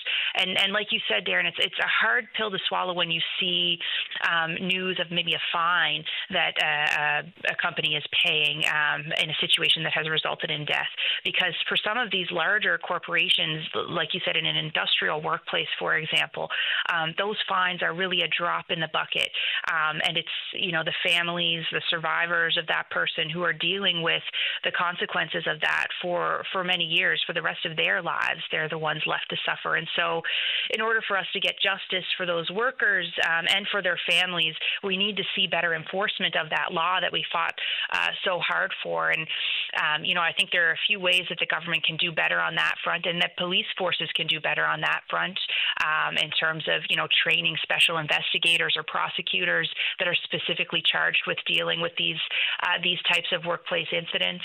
And of course, like I said, really increasing our investment in occupational health and safety division. Those folks do excellent work, but they are, stretched thin. And so we need to see an increase in investment there. And that was one of our budget recommendations and something we'll be looking for tomorrow. Yeah, so tomorrow's budget, you're hoping to get some support through that to help offset some of this. But I think like the Federation of Labor and and all the people that you represent through different unions and so forth. You have conventions, you have safety meetings. I know you do specific safety training and information. You share it with all the members and so forth. You have it at your bigger conventions. You have it, and I'm sure that any of the national groups that you're associated with, you do it there as well. But it always seems to me, and I've been to a few of them over the years, that it's preaching to the converted. You got to get the outliers involved as well. How does that happen? Like, it can't be just advertisements and messaging. It actually has to be something where, you're actually getting to people that need to hear it the most, that are maybe not getting the message. Oh, absolutely. I totally agree, Darren. And those laws mean nothing on paper if they're not enforced, of course. But, we're also seeing our workplaces change quite a bit in terms of the makeup, the type of work that people are doing.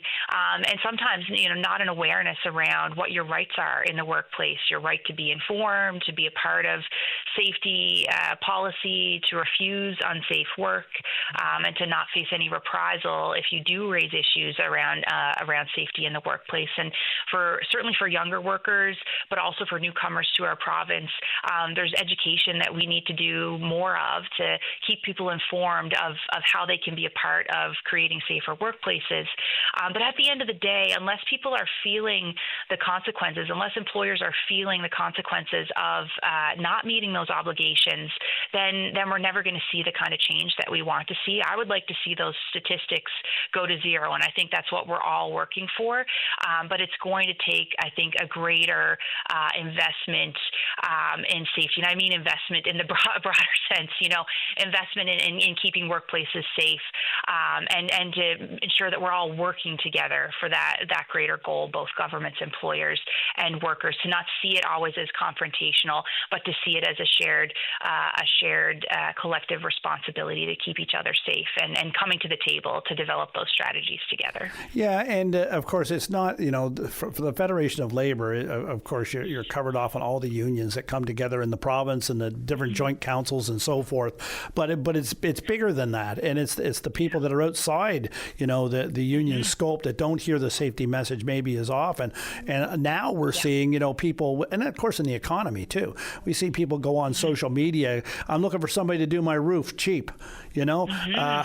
Those are issues, and not that people can't do it and can't find legitimate people that follow safety rules and all of that, but it is a call out to people to cut corners and save people as much money as they possibly can, and that's a dangerous situation for some people, isn't it? Oh, absolutely it is. And there are trades unions and trades organizations like Trades NL that do a huge amount of work in training their members, to meet the highest safety standards. And so it's really important to be taking a look at the safety training and the background that those skilled professionals have when you're entering into any of those types of projects, whether it's in your home or, for larger kind of private sector projects. But the other issue there that you've kind of identified as well, Darren, is around the, what some people call the gigification of the economy. We see so much more gig work, particularly in Newfoundland and Labrador. And if you're, I think everybody has probably at one point or another used Skip the Dishes and DoorDash and Uber and Uber Eats. And this type of work, unfortunately, in many cases is not covered by workers' compensation. So the folks that are delivering your food or driving you to the airport, may not have the same type of coverage that others do, and the same type of protections. And unfortunately, sometimes that's the only type of work that somebody can find. So how are we protecting those workers, both because they don't have a right to join a union because they're considered independent contractors, but because it's more difficult to get the support and coverage they need should they face an injury in the workplace. So that's a whole other side of the economy that we need to be wrapping our minds around. So when I talk about how our workplaces are changing, it's not just the traditional workplaces. It's the delivery car is now a workplace for a lot of people, and so how do we make sure we protect those workers as well? Yeah, and look, when you've got workers, there are all kinds of issues that the Federation of Labor deals with, of course, and support for workers are important as well. $10 daycare spaces and so forth. Jessica, what's the number one thing that can help workers in their daily lives to make their lives better, make them happier as employees and feel more confident in their surroundings and their communities? Yeah, I think affordability is the number one issue for every single person that I talk to. We are the people that hold up our economy in Newfoundland and Labrador, and so workers, unionized or non-unionized, deserve wages that reflect how important we are to this economy. And so when you're able to earn a decent wage with good benefits in your workplace, you are a happier, healthier person, and the statistics and research show that. Obviously, making it easier to join a union is the pathway to seeing that happen. But on the day of mourning, Darren, obviously, at the foundation of everything that we do as a labor movement is making sure that every single worker comes home safe at the end of the day. So strong health and safety policies and strong health and safety laws are a big part of that. And I would be remiss before we finish the call, and maybe I'll call back another time this week or next week to talk about it, but the news on pharmacare this morning and that the federal government is walking away from negotiating a deal in Newfoundland and Labrador is incredibly disappointing, because this is also a piece to making workers' lives better, is making sure they have affordable drugs, diabetes, and contraceptives. And so I'm incredibly disappointed in our federal members of parliament, and particularly our Liberal members of parliament, for letting the federal government walk away from that deal. And I hope that the public can join me in putting pressure on them to put the pressure on Mark Carney to get a deal done, because everybody knows in Newfoundland and Labrador that we can benefit significantly from making diabetes medication, for example, more affordable for people. Yeah, and I don't remember this being a pilot project when they rolled it out. I don't know if you do or not, but it was a national program, and we touched on it earlier. 33% of people in this province live with diabetes or pre-diabetes, and that would have been an incredible step forward in their health care, and the contraceptives as well goes without saying. Jessica, thank you very much for your time this morning. On this National Day of Mourning, President of the Federation of Labor, and we'll be watching closely tomorrow. You will be watching closely tomorrow to see which direction this new government takes us with this budget. All the best. I sure will. Thank you. All right. We're going to go to break now, and we'll be back in just a couple moments on Open Line. Okay, welcome back to Open Line. We've had quite a diverse number of calls here this morning on the program. It's been great to talk with folks, and there's a couple lines open if you want to give us a call. But right now, I'm going to go to line 3 where we have Carmel. Carmel, welcome to Open Line. Good morning, Darren. How are you today? Not too bad, Carmel. How are things in Dunnville? Oh, all right. I got no water. Just wondering why the water is off and when it's coming back, because we never got a notice. I never seen nothing. And I had my daughter call, go in on her line, and she said there's nothing showing up for water off in Dunnville. Huh, okay. And there's nothing on your news either on the VOCM, right? Yeah, so we haven't heard. So, Carmel, do you know it's affecting a number of people in the area, or, I honestly don't know. Just a half hour ago, I went to check on my washer, and the washer shut out, no water running in it, so Yeah, and you've tried the taps. Okay. Let me see. What do we got here? Emergency water outages have been reported in Dunnville. Updates. Town of Placentia. Okay, so what is the town saying about it? Torrance Park. Okay. Trailer park in Dunnville. That's where I'm at, right? Okay, 24th, 27th. This is the 28th. We don't see anything right now. Properties affected include. There's all kinds of talk here about water outage in Dunnville yesterday. Let's have a look, see what it says. 11 to 41 Villa Marie Drive. St. Anne's Academy will not be affected. That is for today, beginning at 8:30 to 4:30. Are you in that area? St. Anne's knows that's down the road a bit from me. It could be, I don't know. St. Anne's not affected, but Villa Marie Drive, Villa Marie Extension. Is that? Oh, I don't know that because I'm only new out here a year ago. We got burnt out in Mount Pearl and ended up here, the only place we could afford. Yeah, so I see this on the Town of Placentia website, an article from yesterday saying that today that there will be a water outage in Dunnville today, the 28th, beginning at 8:30. There will be an update at 4:30 if the water is not restored. So I'm suspecting that you are a victim of that outage that they had planned from, they certainly planned it yesterday because they put the notice up. So that's the situation you're in there now. You're probably going to get a notice, or you're going to be able to go to the website there at Town of Placentia, have your daughter check it if you can't, and they'll see if there's an update there by 4:30 if you haven't gotten your water back. Okay, then thank you. No, because I had a load of clothes in, so he's getting washed. Yeah, and you did. Got me dishes done or nothing. Went to turn it all on, no water.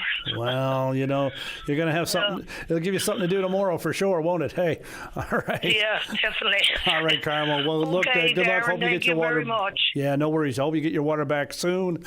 That seems like a planned outage there in the Dunnville area for today, and they're going to do an update there on the town website, Town of Placentia. Okay, I am going to line one with Tony. Tony, welcome to Open Line. Good day, sir. How are you today? Not too bad, sir. How can we help you this morning?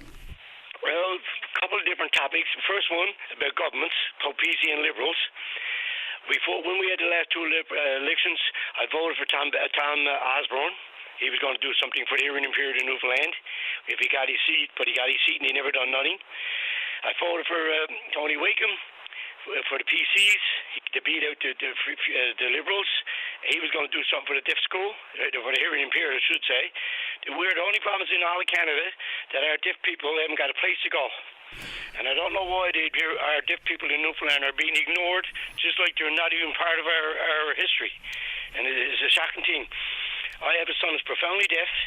He got a mental problem right now because he got beat up 22 years ago, and he had a complete change in his life, and he changed my life, my wife's, everyone's life anyway. But he's in a place right now with 70 other people, and not one of the people that where he's living at right now knows sign language. Not one doctor, not one nurse, not one psychiatrist. Nobody knows sign language in this damn Newfoundland. Only the teachers when the school was there. But what happened to that? Our former Premier, Danny Williams, closed that down for God knows what reason. But we're the only province that haven't got a place for the children to go to get an education or to hang out and talk to people. Yeah. Now, there is a place in Toronto called the Bob Bromwell Centre where anyone that got a mental problem or is profoundly deaf or moderately deaf or severely deaf, they can go up there and stay in that place in Toronto for as long as they like, and they got the doctors, the nurses, the psychiatrists, every single one of them knows sign language. But here in Newfoundland, we're so damn backward, it's shocking. When Mr. Williams was in here and he opened up our new deaf school, God bless him, our former premier years ago, when he opened up that deaf school, was the best thing that ever happened for me in my life, because the school was a saver for my son Tony. But now, with no deaf school, all of the parents in Newfoundland that got a deaf child or moderate to severely deaf child, they're the ones that are suffering. Not the government, because the government don't even bring it up no more. It's like they're not even part of our history, and I don't understand that. Yeah, so the school closed down, what was it, back 15 years ago, I guess, now. Danny Williams closed Dan when Danny was in there. Danny and Mr. Darren King, which is the former principal one time, and he should have known the difference that my son is deaf, and when the school was open, he was in the class with 5 other children that were all profoundly deaf with a teacher. You put a deaf child in the class with 32, how are they learning? You got to have face on, look at you so you can see your lips moving and see your hands moving. You got a hearing teacher that's teaching hearing children. That's great. But when you got one deaf person in that class, they're not getting no education. No. It's like leaving a horse to water and you can't get it to drink. Yeah. It's the same thing. So, Tony, have you reached out to the Canadian Hard of Hearing Association? Have you talked to them about any programs or anything that might be more of assistance to your son? Because it sounds like he's not getting any of the supports he needs. He's not getting no support. He's up to a place up the shore with 60 other people, and God bless the place that he's staying in. It's a beautiful place that he's staying at, but not one person up there, and all the people that lives up there, is working up there, are all from the Philippines, no Newfoundland people, and not one of them, and I don't blame the workers, they do not know sign language. They never come here to learn sign language. They came here to take care of people. It's not their fault. But our government should be doing something for the hearing impaired at this Newfoundland province. Yeah. So so that I'm not sure if that's been put to the government before this budget or not. I'm not sure. But have you reached out to the Canadian Hard of Hearing Association? Talked to them about your situation? Yes, indeed I did. And what are they telling you? All kinds of people. Yeah. Yes, sir. Are they telling you to keep up the fight, or are they telling you they're fighting on your behalf? What's going on? They told me to keep up. I've been talking to people that tell me to keep up the fight, and that's what I do. Every now and again, last time I phoned in, I was talking to Patty Daly about the same topics, but that was before Patty gave up and went to a new job. But you never hear nothing on it. You yourself, you're only there 3 weeks. You ever hear anybody phone in about the deaf school or the deaf people in Newfoundland or anyone in the government talk about it? No, it never happens. No, well, it takes good advocates on the part of people that are affected to get change and to get things done and get systems put in place that are necessary and the help that's necessary. It takes people like you, Tony, to keep that fight going. And of course, if there's more to do on this, it would come through, I suspect, either the education or the health department, or maybe a combination of both to support there. There are, and for people, and just I'll share this now and pass the break, Tony, I guess, but for people that are looking for some assistance with this issue or any other issue that deals with any type of disability, the Canadian Hard of Hearing Association, you can reach out to them at 709-753-3224. I know all about. I got their numbers. I've been dealing with it for 35 years. And the Disability Resource Center. I'm not sure if you've talked to them or not, Tony, but the Disability Resource Center, Empower, they're called 722-4031, and then of course the Coalition of Disabilities, NL-COD, COD, 722-7011. And all of these organizations do the best they can to help in different situations and so forth. You are lamenting the closure of that school some 15 years ago, where it sent probably a couple hundred students out into the public system, or if that didn't work for them, God knows where. So anyways, families that left this province have gone to Halifax and Toronto for the children to get their education. Yeah. Anyway, before I go, can I one more topic? Yes, sir. Just right quick, I'll pass the break. Yep. Yeah, okay. I have a brother who's going to Toronto, driving to Toronto, but he don't know his way all the ways there. So he's offering for anyone that wants to ride to Toronto to give him a call, and they can go with him right to Toronto and just pay for their own gas. That's it. Okay, and what area of the province is he leaving from? Is it the metro area? He's leaving from St. John's now sometime either end of this week or 1st of May. So anybody wants a trip up to Toronto, would just pay their own way on the boat in Port-au-Basque and half of the gas, and they got away to Toronto. Did you want to give your number, Tony, or did you want people to call in? You can check with Dave to get it. Yeah, they can check with Dave. All right, okay. Tony, thank you very much for calling in. Appreciate you raising this subject. I am long past the break. Every day. I'm listening to you every day and night. Okay, Tony, appreciate that. Thank you very much. Bye-bye. All right. Dave, we'll go to the break. We'll be back in just a couple minutes. The Tim Powers Show. Join the conversation weekday afternoons at 4 p.m. on your VOCM. Welcome back to Open Line. I am going to line 4 with Alex. Alex, welcome to Open Line. Good morning. Very pleasant morning to Mr. Williams, yourself, and all your staff. Thank you. Okay. The reason for my call reason for calling this morning, I try to help people like myself here.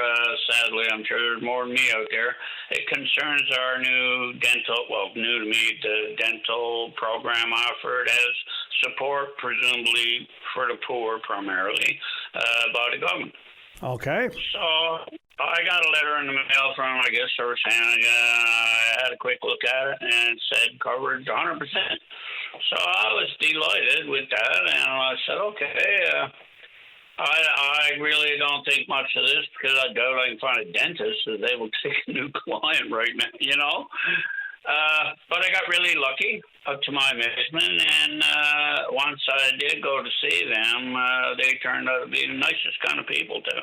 So I showed up with high hopes. I thought, holy mackerel, I could sure use the help, and they were really pleasant, and so after a bit, I got a chance to get in, talk to the dentist. She was a sweetheart. And this is where I should mention, any dentist happens to get this message, please pay attention to this one, because I assume they would presume that the new client, did you read the fine print? Well, I didn't. So be careful. What I said was that I got to say, here's the letter, and this is what I'm supposed to be covered. They said, yeah, you're covered 100%. I thought, okay. So I went and sat down in the office, and I remember saying again, I said, I stress here that I got no money. I'm as poor as you get in Newfoundland. Okay. I said, so all I will want you to do is whatever's covered by this, and nothing else. She said, okay, no problem. But I guess they figured I read the fine print, but I didn't, I guess. So they did what they could. They couldn't do any actual work for me. They had a good look at me and checked me out and so on. And kind of expected, they say, you know, the upper teeth and all that, there is some we could rescue, but it's not worth it. You just, well, we're going to have to send you to St. John's, get them all on top. I said, okay. I said, well, that won't happen. She said, why not? I said, because, well, who's paying for this? What do you mean? I said, I got no transportation. Who's paying the ride there and back? Oh, okay. So that won't happen. So what about anything else? Says, well, we'll have to wait, get rid of the infection in the roots of the teeth. I expected, of course. And very kindly gave me a prescription for penicillin. And I said, okay, so I guess that's all we can do just now. She said, okay, my dear. And she said, you can pick up the bill at the desk on the way out. I said, what do you mean bill? Well, I thought it was said 100% coverage, and that's what I asked you only to do. Oh, yeah, but she said, it's co-pay. Meaning, I got to pay part of the bill. Yes. So, a bit late for me that time, so now I got a bill, but I should stress to anybody new to this, like me, read the fine print first, because, yeah, it's not covered 100%. They cover 100% of what they're willing to pay. Warning. Yeah, so what a copay is that you're part of the responsibility, they're part of the responsibility, and if all the charges fall under the program, they'll cover their portion. They expect you to cover your portion. Is that right?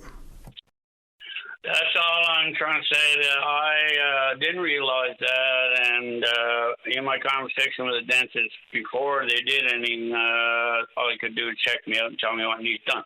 But I still got a bill. I thought I should mention to others that if you're new to it like I was, warning, it is co-pay. In other words, the government does generously cover most of it, trust me.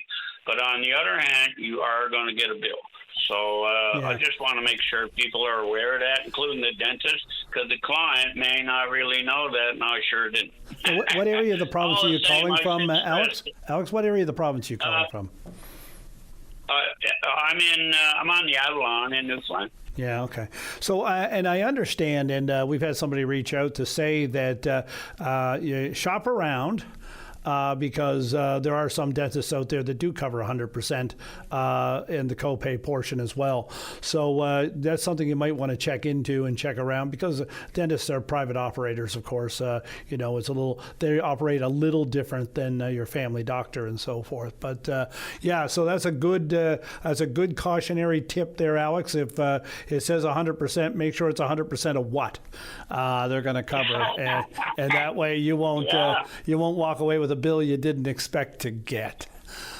Yeah, that's what I did. But thank you very much for that info. That's another thing I didn't know. I missed that conversation. So cash for me being it's also about transportation. So the likelihood of me finding another dentist that I can get to are zero. So that's also a matter for the government might consider transportation is an issue. I'm not paying $400 to go to St. John's and back. Okay. All right, Alex, thank you for raising this morning. It's cautionary tale. People, make sure you double, and triple check and quadruple check what 100% of what is. 100% of 2 is 2. 100% of 0 is 0. Okay. Thank you very much, Alex. We're going to move along right now. I'm going to line 2, where I'm going to take on Bill. And Bill, just 1 second. We just got a notice that a vehicle has flipped over in the center median, 1 kilometer west of Marble Mountain. Traffic delay in both directions, and first responders on the scene. So if you're in that area, be mindful that both lanes are being affected. Slowed down, it says. It doesn't say stopped, but there is a vehicle flipped over in the median there. Be careful. Or avoid that altogether. Bill, good morning. Welcome to Open Line. Yes, spurred the call because Tom Osborne has been doing a media campaign, I think yesterday, about a change to the federal riding, to the riding name. Yeah, they've changed the name. Yeah. Or they said it's in the process of being changed. It's part of a bill, that's in Ottawa, probably amongst a whole bunch of other things, too. Yeah, well, someone presented that bill, I guess, and, why the change? That district, that riding, I should call it, that riding has become from St. John's West, and then it became St. John's South, and then it became St. John's South Mount Pearl, then it became Cape Spear, and now it's going to become Cape Spear, Paradise, Mount Pearl. Where's the stop? And Tom Osborne, he got elected in St. John South, and so now St. John South provincially, it doesn't exist anymore. Thanks, Tom. So now he's proposing to change the name to Cape Spear, Paradise, Mount Pearl. That's a mouthful, and I'm wondering what's going to be happening to us. The original riding of St. John South. He seems to be like. We keep disappearing. Yeah, that's funny, isn't it? The name keeps changing, but nobody's gone anywhere.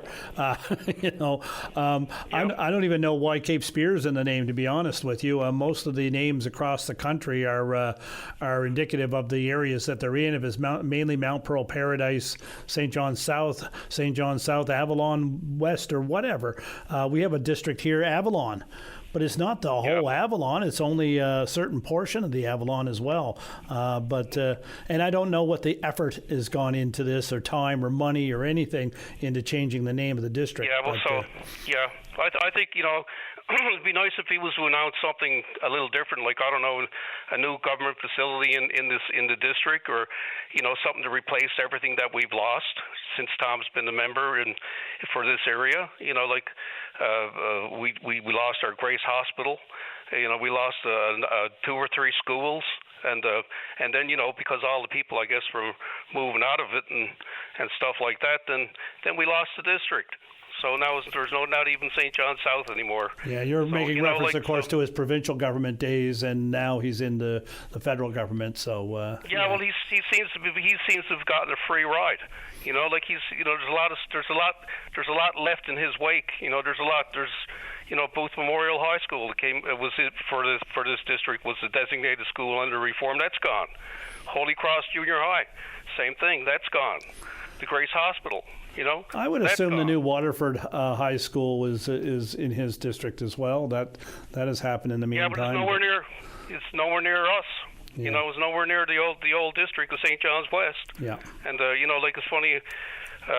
St. John's East is still St. John's East. It's been since we came into Canada, and now ours keeps disappearing and changing its name. It's he's gotten a free ride, and I don't know how he does it. I guess he's a good constituent man, and delivering stuff to certain people, or people get jobs or something like that. I don't know, but I mean, it's just like a big nuclear bomb hitting my neighborhood where he represented. Okay. It's like there's not. I mean, like he had a chance to, even when he was in the government. I mean, the new long-term care facility that went down into Kathy Dunderdale's district down in Pleasantville. I mean, there was a big empty lot up there where they tore down the Grace. They actually tore down a hospital. Okay, and we just keep getting stuff dumped in. We get. God-loving people need shelters and stuff, but we keep getting them all. And then his last announcement was that a 20-bed facility for addictions, and that's going to go on the Grace site. Now that's an insult, because the Grace, when that was opened in '66, finally, after the new addition, that was the largest hospital in the province at 400 beds. Okay, and now we get the crumbs now. Okay, so Bill, I'm going to cut you off here if I can now, just for a second, because all right, well, have a good day now. I'm 4 minutes past the break. I appreciate the call. Fine. Thank you very much. And of course, some of those districts they grow at different levels, and they try to, I suppose, keep them population-wise. But anyway, we're going to go to break. We'll be back in just a couple of minutes on Open Line. Welcome back to Open Line. We're going to go to line 1, where we have Norman. Norman, good morning. Welcome. Good morning. Thank you. How are you? Good, sir. How are you doing? Oh, fine. Thank you. Okay, what's on your mind? I just wanted to talk about this wonderful increase that the federal government gave us on our pensions this morning. I'm just wondering how the federal government is able to afford to give us all that money. Between myself and my wife, we got a $1.56 raise. Going forward for the next 12 months, that's going to amount to $18.72. I'm just not able to get my head around how the federal government can afford all that money. So. Norman, can I give you some advice? Don't spend it all in one spot. I'm going to try not to. I was just wondering how I could maybe get some advice on where I could invest it somewhere. I was thinking maybe this sovereign fund that Prime Minister Carney is talking about, that all the Canadians can invest in. Maybe I should invest it in that. Norman, maybe you can take that $18, and put it into that high-speed rail between Toronto and Montreal, and you can be like a partial owner. Maybe you get some money back after a few years. Yeah. Maybe long after I'm gone, my children and my grandchildren will reap the benefits anyway. They should probably get a couple of dollars out of it anyway. Yeah. So this is a change in CPP, is it, or what is it, Norman? OAS. OAS. Okay. Yeah. Yeah. So it's gone up $1 or so. Look, when there was a little break, you used to get a few years ago, they would always joke that it was so small. They called it Tim Hortons tax break. I know a medium coffee is $2.15. If you got a good friend, you might get enough more change together and get yourself a medium coffee on that increase. I don't know if that's across the board or not. Do you know, Norman, or is it just in your circumstance, or would it be different for everybody? I can't even tell you how OAS works. Not yet. I'm getting closer, though. I will know sooner than I want to. Sounds like me. I'm not sure. Well, I would say that basically everybody receives probably it's a percentage, I guess, of what they're entitled to based on what your OAS is. I'm not sure what the formula is or how they figure it out. I know that their math is not aligned with the needs of the people today, for sure. I mean, no. Anybody who can, they got either grain of sense to talk and sit down and say, well, what am I going to do? And ask the question, so what was the point of the government giving me 82 cents this month? Yeah. Yeah, and I don't mean to make light of it, but it is so pathetic. It's funny, insulting really to some degree, I suppose, isn't it? $1 or so difference in your OAS payments going forward for the next 12 months. What's that going to do?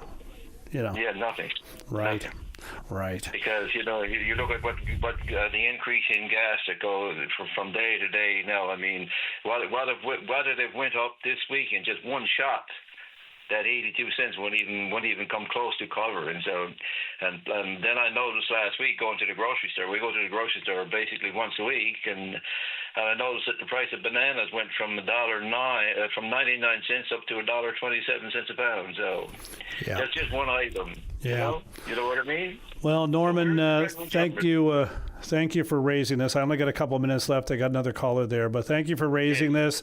Maybe if everybody out there that's getting OAS banded together, I don't know, you might be able to get a meal somewhere or something, I suppose, once a year. But anyway, but I just want only one other quick point I wanted to make, and thank you for listening. Is that I just want to relate this to Joanne Thompson and just compare it to all of the money that she's shouting about that she's given to Newfoundlanders. I just don't know where it is that all this money that she's talking about is going to. I'd like for her to sit down sometime and explain it all to us. It's certainly not going to help seniors. I can guarantee her that. It's certainly not in my neck of the woods anyway. So anyway, sir, thank you for your time, and I hope everybody's listening will jump on this bandwagon and let the federal government know what we think of them and what we think of the people who are representing us up there. Especially, I know our rep is Joanne Thompson here in Newfoundland. So I guess we got to point the guns at her this morning. So. Yeah, there you go. Okay, Norman. Well, I'm not sure if you can get a small coffee, but anyway, there you are. Okay, thanks for raising that. Anybody else having that huge increase in the OAS this morning in their checks or in their accounts, and you have a concern, let us know. I am going to finish up this morning going to line 5. I have Ramona. Ramona, we got a couple of minutes before the noon news. Okay, good morning. It won't take long. Yeah, I just wanted to respond to the guy who phoned in and said that the government should reduce taxes on pet care. Yep. I've got a better idea. They should go after those big companies who's out there making a fortune off the preying on the people who love their pets and paying their employees the pickings. So that's it for me. Yeah, okay, that's a fair point, Ramona. Sometimes that gets lost in the mix, and of course those companies are buying up all of these clinics and so forth. They're making money off it. They wouldn't be doing it otherwise, and of course they pass that on to the consumer, and the consumer gets stuck with it. And of course it's the pet owners out there that got to pay the bill. But that's capitalism, I suppose, isn't it? And it's a difficult situation for pet owners. Okay, Ramona, thank you very much for bringing that to us, and you take care. Have a great day. We're just finishing up here on Open Line this morning. The Oilers are on the brink. The Blue Jays can't seem to get it together. Maybe Sarah Strickland knows why. Anyways, we'll find out. Thank you again for listening. I'm your host, Darren Bent. We'll be back again tomorrow. It's Budget Day. All the best, and we'll see you again on Open Line.